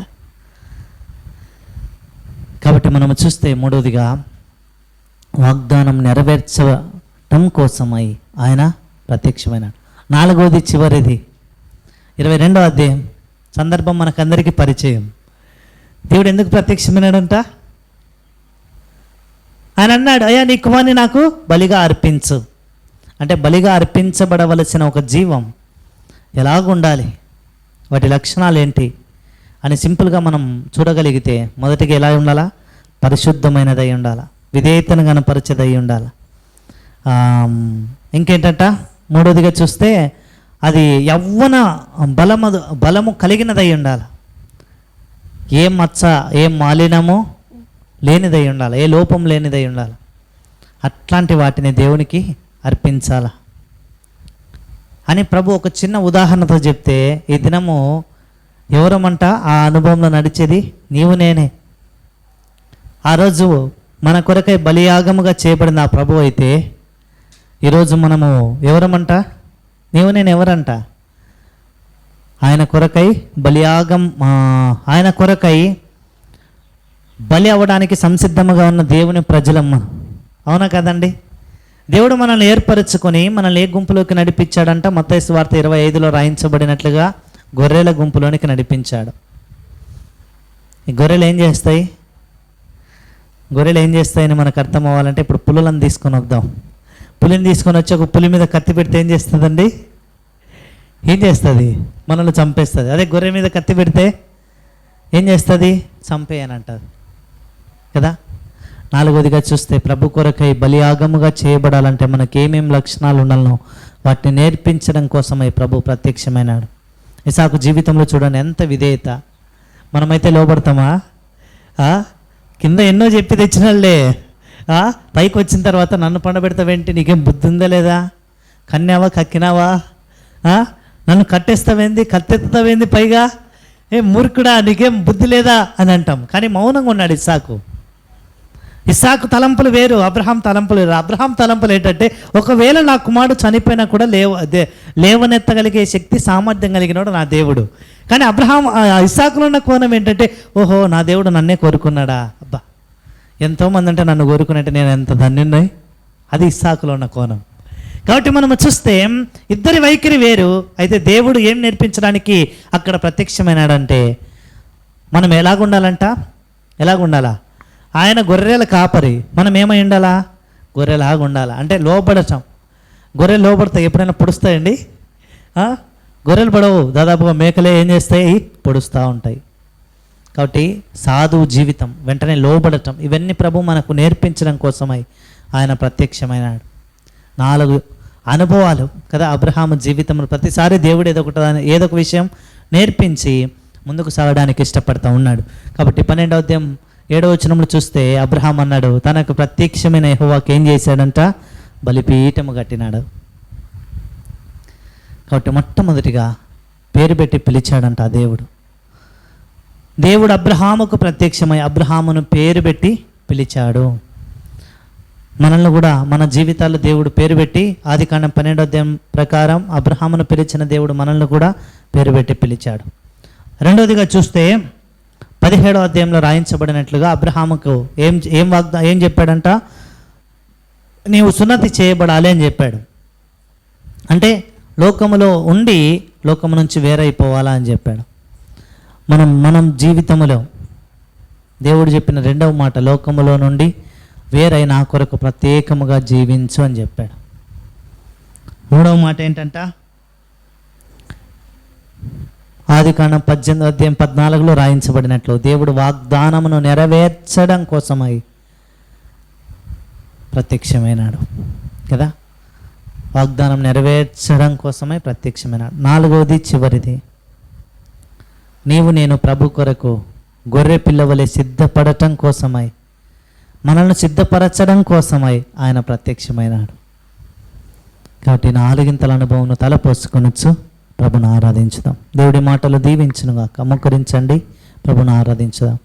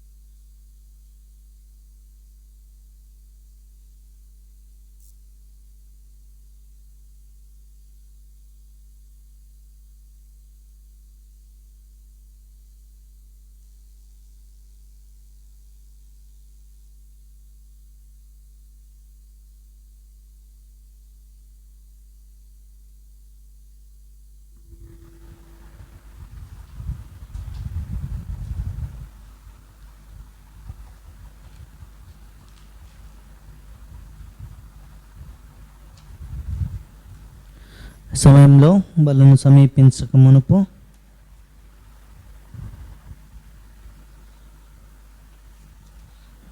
ఒక 2-3 ఉదాహరణలు నేను మీకు పరిచయం చేసి ముందుకు సాగడానికి ఇష్టపడతా ఉన్నాను. వాటిలో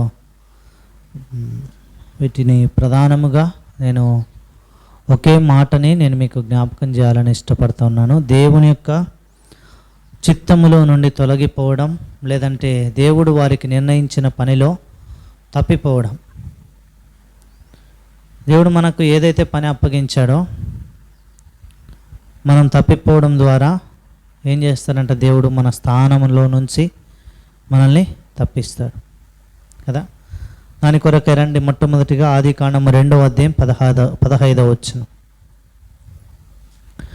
ఆదికాండము 2వ అధ్యాయం 15వ వచనం. 4వ నది యూఫ్రటీసు. మరియు దేవుడైన యెహోవా నరుని తీసుకొని ఏదేను తోటను సేద్యపరచుటకును దాని కాచుటకును దానిలో ఉంచెను. ఏం చేస్తూ ఉన్నాడంట అక్కడ? ఆదాముకు దేవుడు ఇచ్చిన పని ఏంటంట? ఏదేను తోటను సేద్యపరచి దాన్ని ఏం చేయాలంట? కావలి గాయాల. Dress it and keep it. That is the work of Adam. అయితే దేవుడు అక్కడ ఒక పని చెప్పినప్పుడు చేయకూడని పని కూడా అక్కడ దేవుడు నిర్ణయిస్తూ వచ్చినాడు. క్రైస్తవుడిగా నీ జీవితంలో, నా జీవితంలో దేవుడు నీకు నాకు పని ఏదైనా చెప్పినప్పుడు మనము చేయకూడని పని కూడా దేవుడు ముందే బయలుపరుస్తాడు. మనం ఏమని తలంచుతామంటే అన్ని పనులు చేయదగినవే కదా. మనం ఏమనుకుంటామంటే అన్ని పనులు కూడా చేయదగినవే అని. అయితే ఇక్కడ చూస్తే దేవుడు యొక్క ఆదాముతో ఏం సెలవిస్తూ వచ్చినాడంటే అదే 2వ అధ్యాయం 17వ వచనంలో, అయ్యా నువ్వు చేయకూడని పని ఏదైనా ఉంది అని అంటే ఈ తోటలో ఈ పని మాత్రమే అన్నాడు. ఏంటంట ఆ పని? మంచి చెడ్డల తెలివినిచ్చు వృక్షమును మాత్రము నీవు తినకూడదు అని అన్నాడు. దేవుడు ఎప్పుడైనా మనతో బయలుపరుస్తూ ఉన్న సందర్భంలో చాలా స్పష్టత ఉంటుంది. మనకు చాలాసార్లు స్పష్టత ఉండదు కదా. మనంతటా మనము మన స్వంత ఇష్టము చొప్పున మనము వెళతా ఉన్న సందర్భంలో మనకేముండదు, స్పష్టత ఉండదు. ఇట్లా పోవాలన్నా, అట్లా పోవాలన్నా అని. అయితే దేవుడు నడిపించే మార్గం ఎట్లుంటుందంటే ఇర్మియా గ్రంథంలో రాయించబడింది. మీరు కుడికైనాను ఎడమకైనాను, మీరు కుడి తట్టైనా ఎడమ తట్టైనాను తిరగకుడి, ఇదే త్రోవ ఇందులో నడువుడి అని ఒక స్వరం వినపడుతుందంట. అట్లాగా దేవుడు మనల్ని నడిపిస్తూ ఉన్నప్పుడు ఎంత స్పష్టత ఉంటుందంటే అబ్రహాముకు దేవుడు చాలా స్పష్టంగా చెప్పాడు, అయ్యా నేను నిన్ను ఎందుకు ఇక్కడ ఉంచాను ఏదైనా తోటలో? క్షమించండి, ఆదామును ఎందుకు ఉంచాడంట ఏదైనా తోటలో? నీవు ఈ యొక్క ఏదైనా వనమును కాయాలా, రెండోది సేద్యపరచాలా. ఇది నువ్వు చేయాల్సిన పని. ఈ పని నువ్వు చేసి దీనిలో ఉన్నదంతా నువ్వేం చేయొచ్చు? తినచ్చు. నిరభ్యంతరంగా నీకు కావాల్సిన పని నువ్వు చేయొచ్చు. అయితే నువ్వు చేయకూడని పని ఏదైనా ఉందా అని ఆలోచన చేస్తే ఒకే ఒక పని ఉంది. ఏంటంటే అది ఈ తోటలో మంచి చెడ్డ తెలివినిచ్చు వృక్షం ఉంది, దాన్ని నీవు తినకూడదు అని చెప్పాడు. అదే 3వ అధ్యాయంలోకి వచ్చే తల్లికి ఏం జరిగిందంట? తిన్నాడు. తిన్న తర్వాత ఏం జరిగింది? 3వ అధ్యాయం 5వ వచనం 6వ వచనంలో చూస్తే హవ్వ ఆ పండ్లలో కొన్ని తీసుకొని తాను తిని తనతో పాటు తన భర్తకును ఇచ్చాను. ఇది 3వ అధ్యాయం 5-6 వచనాల సారాంశం. అదే 3వ అధ్యాయం 23వ వచనంలో ఏం రాయించబడతా వచ్చింది? అప్పుడు దేవుడైన యెహోవా, రండి shall we turn our Bibles. దేవుడైన యెహోవా అతడు ఏ నేల నుండి తీయబడెనో దాన్ని సేద్యపరచుటకు ఏదైనా తోటలో నుండి అతన్ని పంపివేసెను. ఏం చేస్తా ఉన్నానంటే ఇప్పుడు పంపివేసెను.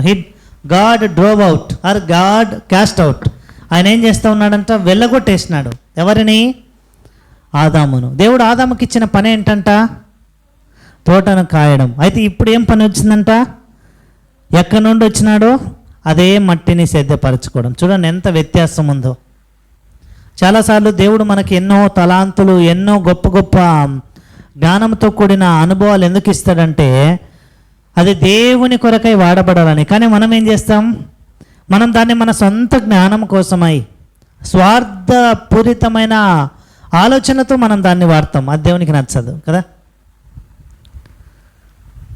కాబట్టి మనం మన జీవితంలో ఒక క్రైస్తవుడిగా రక్షింపబడిన విశ్వాసి జీవితం జీవిస్తూ ఉన్నప్పుడు దేవుడు మనకిచ్చిన పని ఏంటి, మనం చేయకూడని పని ఏమిటి, చేయకూడని పని చేస్తే దాని పర్యవస్థానం ఎలా ఉంటుంది అన్నది మనం ఏం చేయాలా, ఆలోచించాలా.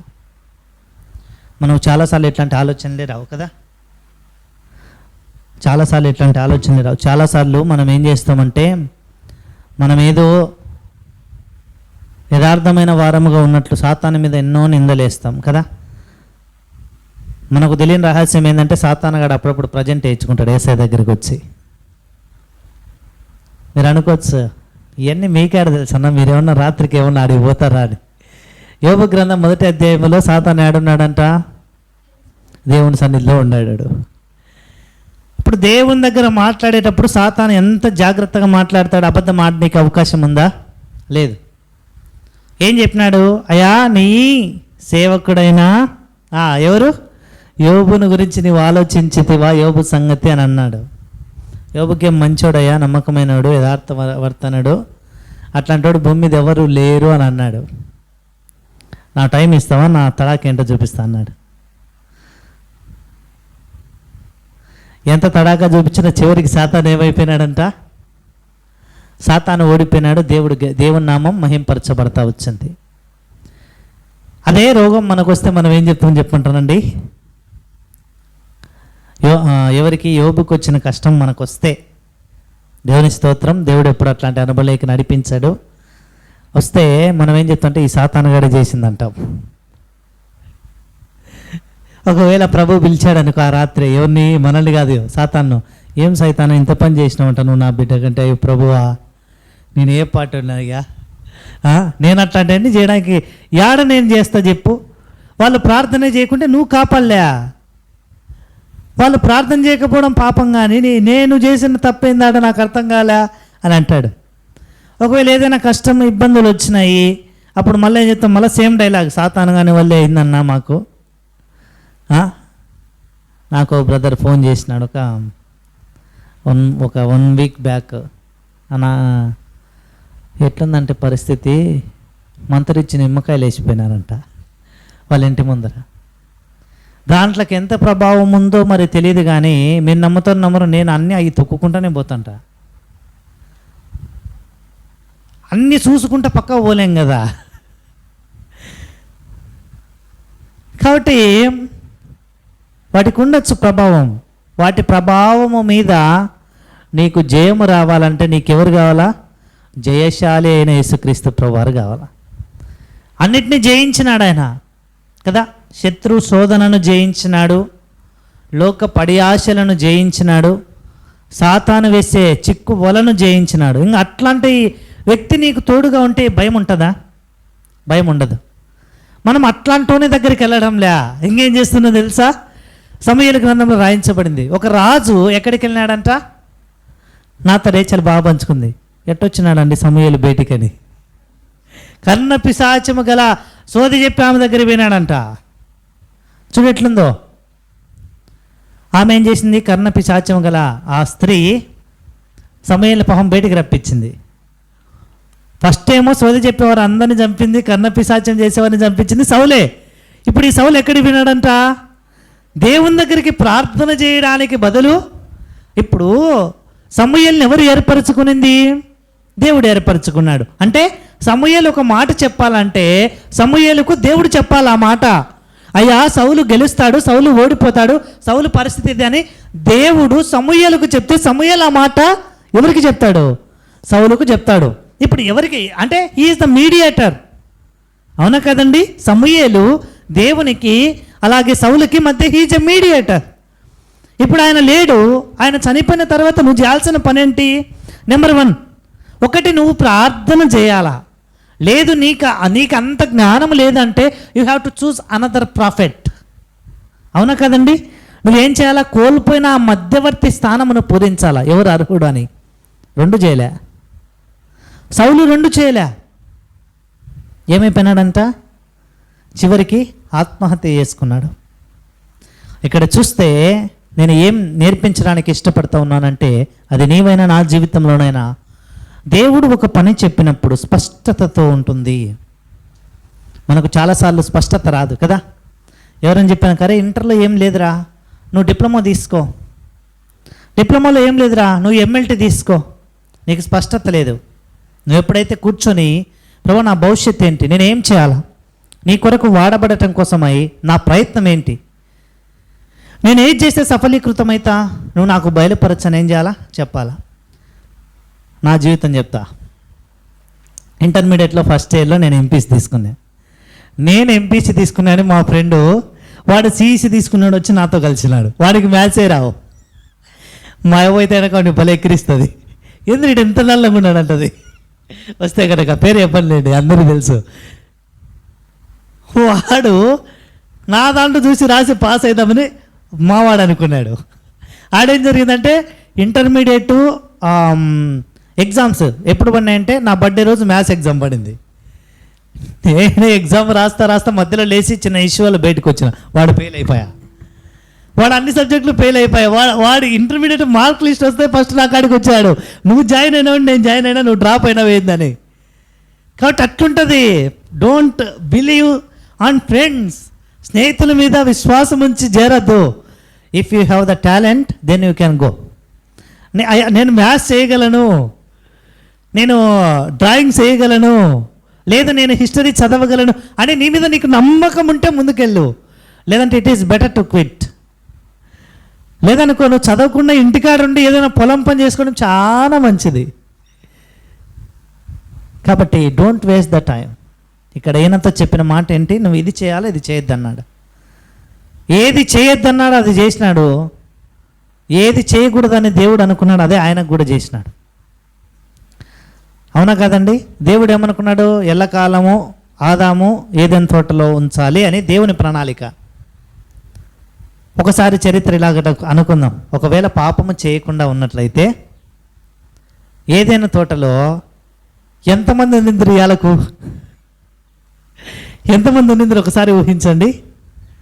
అప్పుడు భూమి ఆకాశంలో మళ్ళా తయారు చేయబడాల్సిన పనులు ఏదైనా వనం ఏం చేయబడుతూ ఉంటుంది, రోజు రోజుకు అదే పెరిగి పెద్దదైపోతూ ఉంటుంది దేవుని యొక్క కృప వలన. ఎందుకు, మనమందరం అందులోనే ఉండేవాళ్ళం కదా. కాబట్టి మనం చూస్తే ఆ ఏదైనా తోటలో నుండి ఆయన అనగా దేవుడు ఆ ఏదైనా తోటలో నుండి ఆదామును బయటికి తొలివేస్తూ వచ్చినాడు. కారణం ఆయన చేసిన ఆ పని. దేవుడు ఎప్పుడైనా ఏదైనా మనతో దేవుని వాక్యంతో కానీ దేవుని యొక్క దాసులతో కానీ లేదంటే ఏదైనా పుస్తకం దేవుని పుస్తకం చదువుతున్నప్పుడు దేవుడు ఏదైనా ఒక హెచ్చరికను మనకు పంపించాడంటే take it as a serious. ఎలా ఉంచుకోవాలంటే అది మన హృదయంలో చాలా బహుభద్రమైనదిగా చాలా తీవ్రమైనదిగా మనం ఉంచుకోవాలి. మనం ఉంచుకోలేదనుకో దాని పర్యవస్థానం వి కెనాట్ ఇమాజిన్. ఊహకు కూడా అందదు. ఆదాం అనుకోలే, అయ్యో నేను తొలివేయబడతా, అయ్యో నేను బయటికి పోతా అనుకోలా, కానీ బయటకు వచ్చినాడు. ఆదాం ఒక్కసారి ఊహించండి. ఇప్పుడు మనము ఎల్లప్పుడూ ఇంట్లో కూర్చొని తిని పడుకొని లేచే మనకు ఒక్కసారిగా అంత సహాయం అంతా పోయిందనుకో ఎలా ఉంటుంది ఒకసారి ఊహించండి. ఆదాము జీవితంలో ముందేం పని చేసినాడు, ఏదో రొంచేపు పని చేసినాడు, తిన్నాడు పడుకున్నాడు, దేవునితో అదే ఉండే. ఒక్కసారిగా 3వ అధ్యాయం 23వ వచనంలోకి వచ్చిన తర్వాత ఆదాము గెట్ అవుట్ అని అంటే ఆదాం పరిస్థితి ఏంటి? ప్రభు నేను ఏం పని చేయాలా, నేను ఎక్కడ పని చేయాలా, నాకు విత్తనాలు ఎక్కడి నుండి వస్తాయి, నాకు ఇది ఎక్కడి నుండి వస్తాయి, అది ఎక్కడి నుండి వస్తాయి. చూడు ఎట్లుందో పరిస్థితి కదా. The God's punishment is a punishment with love. దేవుని యొక్క శిక్ష ఎట్లుంటుందంటే మనల్ని ప్రేమిస్తూ ఉంటాడు, ఆ శిక్ష ఉంటుంది, ప్రేమతో ఇచ్చే శిక్ష. కాబట్టి మొదటిసారి రెండవసారి బహుశా దేవుడు ప్రేమించవచ్చు, కానీ పలుమార్లు మనం తప్పిపోతూ ఉంటే దేవుడు ఏం చేయడంట, అదేలాగా అదే మాదిరిగా ఆయన ఉండడు. కాబట్టి మనం చూస్తే ఆదాము తన జీవితంలో తన స్థానమును తాను కోల్పోయాడు. రండి అట్లాంటి వ్యక్తిని ఇంకొక వ్యక్తిని నేను మీకు పరిచయం చేస్తా. ఎవరంట ఆయన? ఏశావు. రండి సందర్భం చెప్తాను. ఆదికాండం 25వ అధ్యాయం 24వ వచనం. ఆదికాండం 25వ అధ్యాయం 24వ వచనం. ఈ ఏశావు ఎవరి కుమారుడంట? యాకోబు రైట్. యాకోబు అంటే అనేవాళ్ళు కూడా ఉన్నారు. ఏశావు ఇస్సాకు అలాగే రిబ్కాల మొదటి కుమారుడు కదా. కాబట్టి మనము చూస్తే ఈ యొక్క ఏశావు మొదటి కుమారుడు కాబట్టి, జ్యేష్ఠ కుమారుడు కాబట్టి ఇతనికి ఏముంటుందంట? జ్యేష్ఠత్వం ఉంటుంది, ప్రథమ హక్కు ఉంటుంది. అయితే ఈ హక్కును ఎంత సులభముగా అదే అధ్యాయంలో చూస్తే మనము, అదే 25వ అధ్యాయము 32-33 వచనంలో చూస్తే, ఒక చిన్న దాని కొరకై తన జ్యేష్ఠత్వమును ఏం చేస్తూ ఉన్నాడంట? అమ్మి వేసుకుంటా వచ్చాడు. ఎవరు? ఏశావు. దేనికోసం అమ్మి వేసుకుంటా ఉన్నాడంట? చిక్కుడుగాయల కూర కోసం. అంటే ఒక్క పూట ఆహారం కోసం తన జ్యేష్ఠత్వమును అమ్ముకొనిన భ్రష్టుడైన ఏశావంట. యాకోబు పత్రికలో రాయించబడింది. కాబట్టి మనం చూస్తే మనం ఏమనుకుంటామంటే, కొన్నిసార్లు మనం తలంచుతూ ఉంటాం, అయ్యో ఈరోజు నేను ప్రార్థన చేయకోకుండా, ఈరోజు నేను బైబిల్ చదవకోకుండా, ఈరోజు నేను మందిరానికి పోకోకుండా ఉన్నట్లే ఈరోజు నేను 700 రూపాయలు డబ్బులు సంపాదించుకునేవాడిని, ఈరోజు నాకు పని ఉందిగా అని తలంచుతారు కదా. ఆ రోజు జ్యేష్ఠత్వము కొరకై, జ్యేష్ఠత్వమును ఒక్క పూట ఆహారం కొరకై అమ్మి వేసుకునే ఏశావు ఈరోజు మనం మన జీవితంలో ఎన్నిసార్లు యేసుక్రీస్తు ప్రభువుని అమ్మి వేస్తూ ఉన్నాం? ఎన్నిసార్లు అమ్మి వేస్తూ ఉన్నాం? చాలాసార్లు మనకు సాతాను తీసుకొని వచ్చే ఒక చిక్కు ఏంటంటే, 6 రోజులు పని ఉంచాడు, 7వ రోజు మాత్రమే పని ఉంచాడు. ఏం చేస్తాం అప్పుడు మనము? అన్నా నేను నా దేవుణ్ణి ప్రేమిస్తూ ఉన్నాను, అయితే నా కుటుంబము పస్తుంటుందన్నా, నా కుటుంబం ఏం చేస్తుంది? పస్తుంటుంది, కాబట్టి నేను చూడలేను, నా కుటుంబంలో నేను ప్రేమిస్తున్నా, నేను పనికి వెళ్ళాల్సిందే. వెళ్ళు. ఎప్పుడు? 7వ రోజు కాదు, 8వ రోజు. మొదటి 6 రోజులు పని లేదు కదా. మొదటి 6 రోజులు మోకాలు లొంగి ఉపవాసంతో ప్రార్థన చేయి. మొదటి రోజు చేయి, 2వ రోజు చేయి, 3వ రోజు చేయి, 4వ రోజు చేయి. దేవుడు కరుణించడా? దేవుడు కరుణించడా అని 3 రోజులు ఉపవాసం ఉండి ప్రార్థన చేసింటే ఒక రాజు హృదయమే వణికిపోయింది, కరిగిపోయింది. ఆయన అన్నాడు, అమ్మా నీకు ఏది కావాలంటే ఆ లేఖ రాయి, సంతకం మాత్రం నాది. ఎవరంట ఆ రాజు? అహశ్వేరోసు. ఆ మాట నింటే దేవాతి దేవుడు నిన్ను నన్ను నోటి వాక్కు చేత కలగజేసి నీ కొరకు నా కొరకు ప్రాణం పెట్టిన ఆ దేవుడు, నిన్ను నన్ను ప్రేమిస్తున్నాను అని దేవుని యొక్క వాక్యములు రాయించిన ఆ దేవుడు నీకు నాకు సహాయం చేయకుండా మానతాడా? మానడుగా. మరిచిపోతున్నాం అంతే మనం కదా. ఒక్క పూట జ్యేష్ఠత్వం కొరకు, ఒక్క పూట ఆహారం కొరకు తన జ్యేష్ఠత్వమును అమ్ముకునే ఏశావు ఎంత భ్రష్టుడో, ఈ దినాల్లో క్రైస్తవులమని చెప్పుకునే మన జీవితాలు అంత భ్రష్టత్వంలో ఉన్నాం. ఎన్ని విషయాల్లో కదా. ఎవరని చెప్పాం, అయ్యా నువ్వు క్రైస్తవుడు అంటే నీకు పథకం రాదు అని అన్నాడు అనుకో, ఏం చెప్తాం? అన్నా మేము కాదన్నా, అదే మా ఇంట్లో ఏం లేవు, మేము మందిరానికి పోం కదా. ఒక పథకం కోసమై యేసుక్రీస్తు ప్రభువుని అమ్మి వేస్తూ ఉన్నాం. ఇదేనా జ్యేష్ఠత్వం? అమ్మి వేసుకున్నందుకు తరువాత దినాల్లో ఏశావు ఏం చేస్తూ ఉన్నాడంట? ఏడ్చినాడు, ప్రాధేయపన్నాడు. ఆశీర్వాదం కొరకై పరిగెత్తి పరిగెత్తి పరిగెత్తి అలసిపోయి తండ్రి దగ్గరికి వచ్చి కూర్చొని అంటూ ఉన్నాడు, తండ్రి నీ దగ్గర ఒక్క దీవెనుంటే నాకి అని అన్నాడు. ఆశీర్వాదాలు, జ్యేష్ఠత్వం ఒక్కసారి పోయిందనుకోండి తిరిగి రావు. మనం అనుకోవచ్చు, అన్న ఈ వారం కాకపోతే నేను నెక్స్ట్ ఆదివారం నేను మందిరానికి రావచ్చు, లేదంటే ఇంకో ఆదివారం నేను మందిరానికి రావచ్చు, కానీ నా కుటుంబానికి నేనేం చెప్పాలా? నా కుటుంబానికి నేనేం చెప్పాలా? నిజంగా దేవుడు నన్ను ప్రేమిస్తూ ఉంటే మమ్మీ మరి ఎందుకు మనకు ఆహారం ఇలే అని నా కుమార్తె అడిగే ప్రశ్నలకు నేనేం చెప్పాలా అని నీలో ప్రశ్నలు ఉంటే నువ్వు అడగాల్సింది ఎవరిని అడగాల? దేవుణ్ణి. ఒకరోజు అంట రేచలే అయిపోయింది ఈ సంగతి. ఆమె విని వేరే చోట నాకు చెప్పింది. ఒకరోజు అంట ఒక మందిరంలో ప్రతి వారం ఒక్కొక్క ఆదివారం ఒక్కొక్క చోట మీటింగ్ పెట్టేవారంట వాళ్ళు. స్తుతి కూడిక లాంటిది పెడితే ఒకరోజు ఒక పేద ఇంటి వారి ఇంటిలో, అయ్యా పలానా రోజు మీ ఇంట్లో స్తుతి కూడిక అనగా మీటింగ్ ఉంది అని అన్నారంట. అసలు ఆ చిన్న పిల్లోడికి అనిపించిందంటే ఎంత సంతోషం అనిపించిందంటే ఊరంతా పోయి చెప్పినంట, ఈరోజు మా ఇంట్లో మీటింగ్ రండి రండి రండి రండి అని అందరినీ పిలిచి వచ్చినాడంట. అందరినీ పిలిచి వచ్చిన తర్వాత తండ్రితో మాట్లాడడానికి ఇష్టపడతాడు. డాడీ ఈరోజు మన ఇంట్లో మీటింగ్ కదా, ఏంటి విశేషం అని అంటే తండ్రి ఏడుస్తూ ఉన్నాడు. కారణం ఏంటంటే తండ్రి దగ్గర ఏమీ లేదు. వారు ఆ పూట తినడానికి కూడా గంజి నీళ్ళు కూడా కరువు అయినాయి. అట్లాంటి సందర్భంలో మీటింగ్ పెట్టినారు.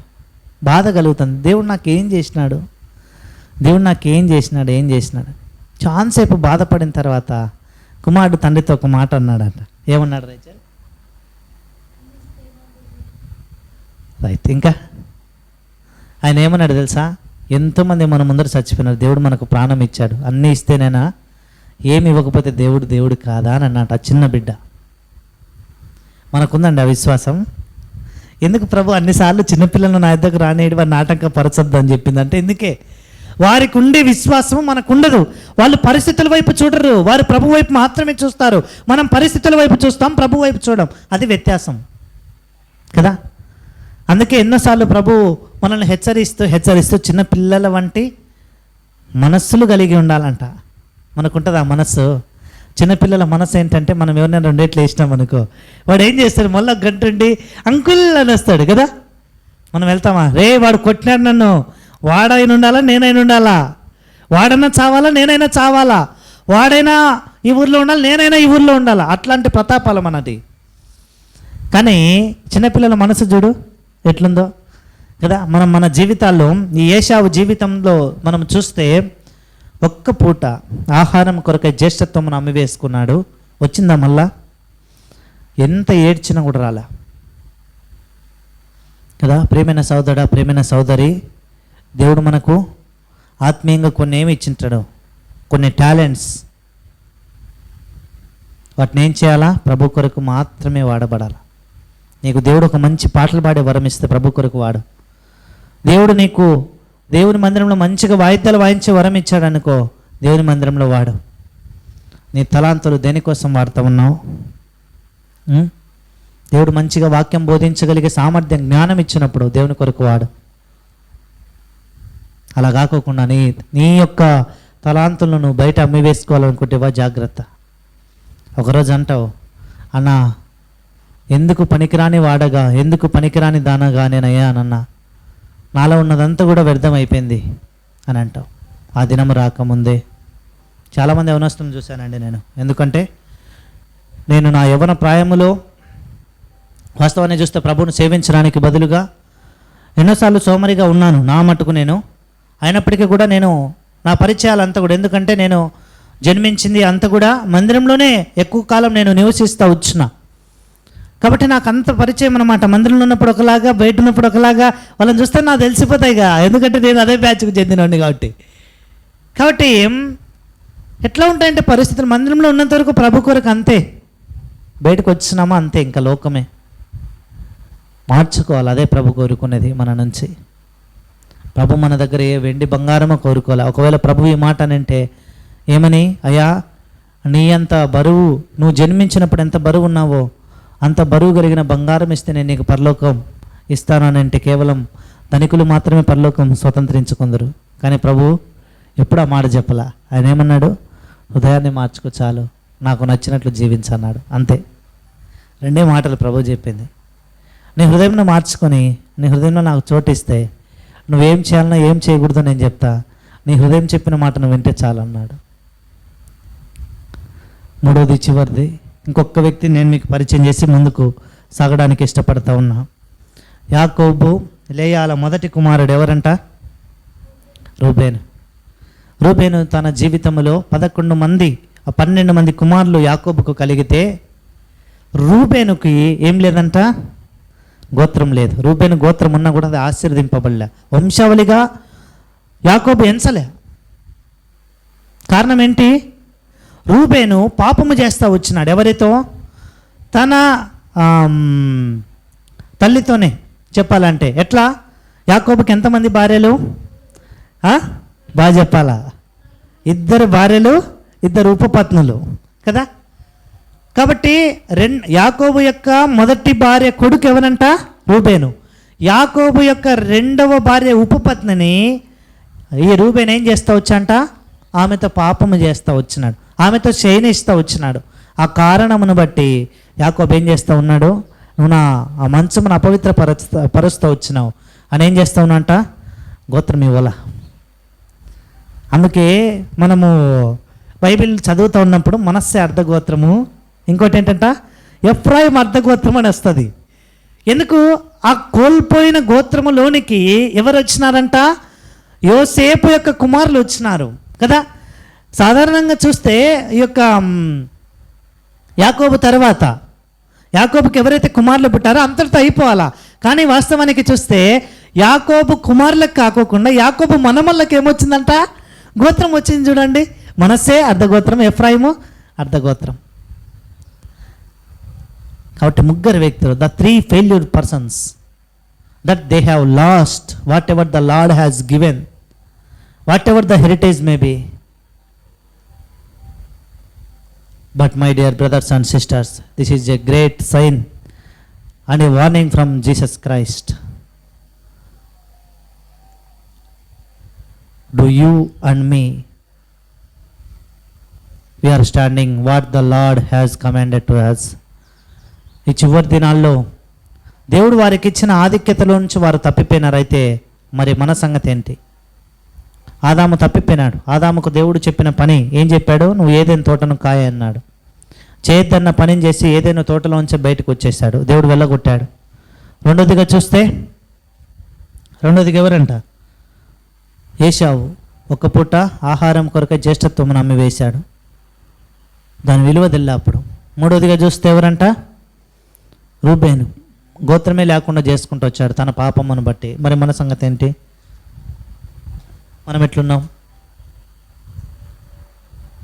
ఒకసారి మనల్ని మనమే ఏం చేయాలా? పరీక్షించుకోవాలి. పరీక్షించుకొని దేవుడు మనకు సమాధానం ఇస్తే మనము బలం సమీపించాలి. మోకరించండి, బలం సమీపించుదాం.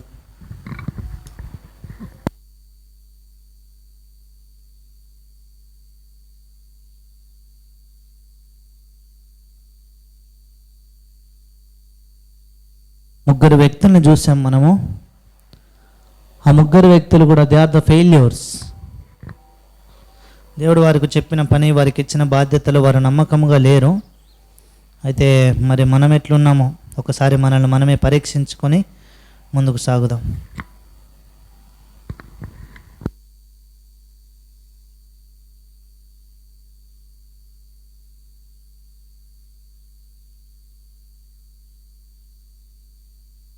ప్రేమగల తండ్రి, జీవంగల దేవ, మరి ఒకసారి స్తోత్రాలు. చెప్పబడిన మాటలను మేము నెమ్మరి వేసుకొని యోగ్యకరమైన రీతిలో బలం చేరేట కృపనేయండి.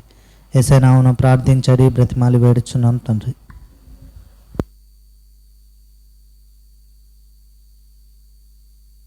కాబట్టి ఆయన ఒక రొట్టెను పట్టుకొని దాన్ని విరిచిది మీ కొరకైనా నా శరీరం నన్ను జ్ఞాపకం చేసుకున్నట్టుగా దీన్ని చేయడం చెప్పిన నేను.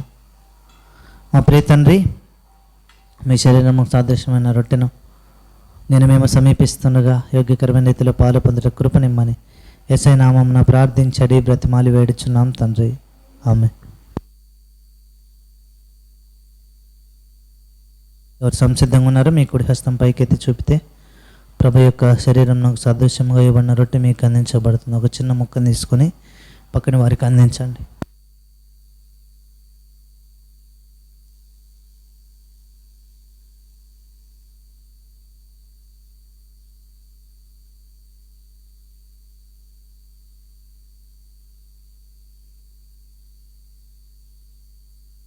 ఆ ప్రకారమే భోజనమైన పిమ్మట ఆయన ఒక పాత్రను ఎత్తుకొని, ఇది నా రక్తం వలన ఆయన క్రొత్త నిబంధన, దీనిలో త్రాగునప్పుడల్లా నన్ను జ్ఞాపకం చేసుకున్నట్టుకై నేను చేయడం చెప్పిన నేను. మా ప్రియ తండ్రి, మీ రక్తంలో సాదృశ్యమైన ద్రాక్షరసంలో యోగ్యకరమైన రీతిలో పాలు పొందుట కృపణీయండి. యేసయ్య నామమున ప్రార్థించడి బ్రతిమాలి వేడుచున్నాం తండ్రి.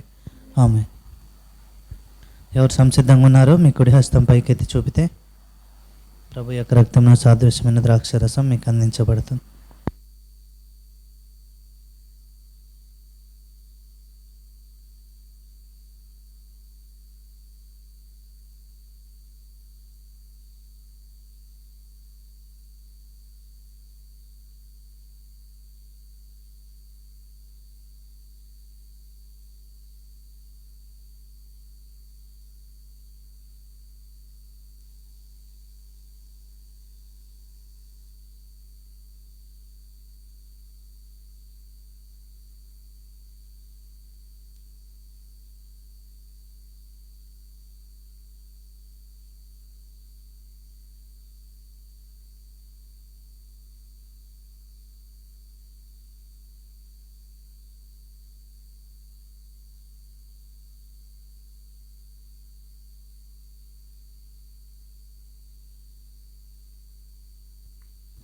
ప్రేమగల తండ్రి, జీవంగల దేవ, మరి ఒకసారి స్తోత్రాలు.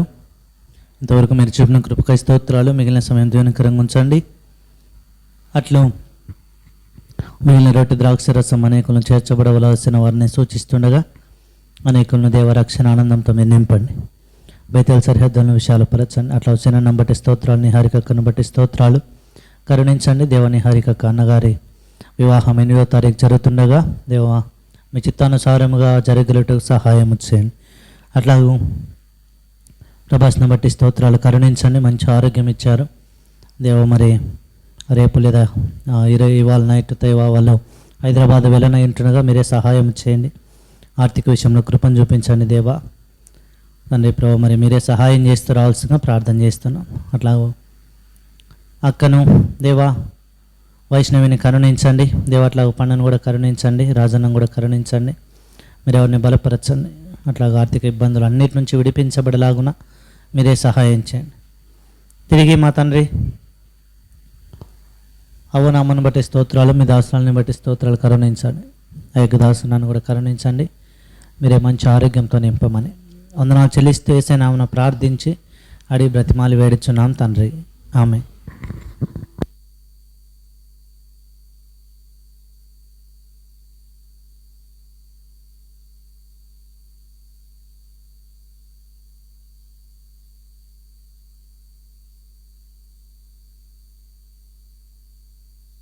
సమయంలో మనం మన యొక్క ఈవులను ప్రభుకు సమర్పించుదాం.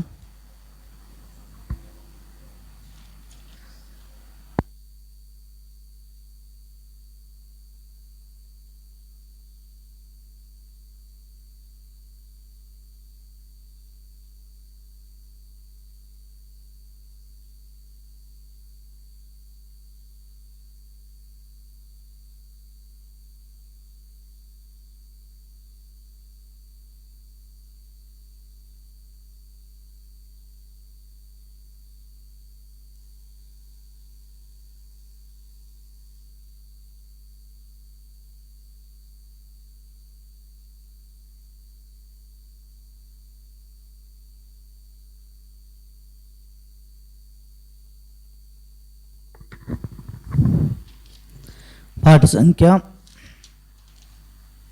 84, మొదటి చరణం, చివరి చరణం. యేసు పరిశుద్ధ నామమునకు ఎప్పుడు అధిక స్తోత్రమే. యేసు పరిశుద్ధ నామమునకు ఎప్పుడు అధిక స్తోత్రమే. ఇహ పరమున మేలైన నామము, శక్తి కలిగినట్టి నామమిది. ఇహ పరమున మేలైన నామము, శక్తి కలిగినట్టి నామమిది. పరిశుద్ధులు స్తుతించు నామమిది. పరిశుద్ధులు స్తుతించు నామమిది. యేసు పరిశుద్ధ నామమునకు ఎప్పుడు అధిక స్తోత్రమే. యేసు పరిశుద్ధ నామమునకు ఎప్పుడు అధిక స్తోత్రమే. శోధన గదల కష్ట సమయాన ఓదార్చినాడు నామమిది. శోధన గదల కష్ట సమయాన ఓదార్చినాడు నామమిది. ఆటంకము తీసివేయు నామమిది. ఆటంకము తీసివేయు నామమిది. యేసు పరిశుద్ధ నామమునకు ఎప్పుడు అధిక స్తోత్రమే. యేసు పరిశుద్ధ నామమునకు ఎప్పుడు అధిక స్తోత్రమే. చేసుకుందాం.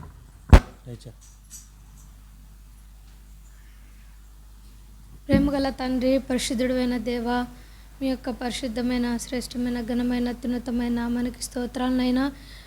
మీటింగ్ ఆరంభం మొదలుకొని అంతం వరకు మీరు తోడుగా ఉండి నడిపించిన విధానమును బట్టి స్తుతిస్తున్నాం తండ్రి.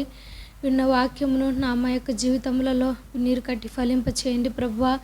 తిరిగి లోకంలోనికి వెళ్తుండగా లోక మాలిన్యము మేము ఏమాత్రం అంటించుకొనకుండా మీ కొరకై ఈ భూమి మీద పరిశుద్ధులముగా, నిర్దోషులముగా తండ్రి మీ ఎదుట నిలబడుటకు మీరే సహాయం చేయండి. చేరి వచ్చిన బిడ్డలందరినీ పేరు పేరున జ్ఞాపకం చేసుకోండి ప్రభువా. ప్రత్యేకించినైనా మరి ప్రభాస్ నిమిత్తమై విజ్ఞాపన చేస్తున్నాం ప్రభువా. మరి ఆ పైపు తండ్రి మరి రిమూవ్ చేయించుకోవడానికి తండ్రి హాస్పిటల్కి వెళ్తుండగా బిడ్డలకు మీరే తోడుగా ఉండండి.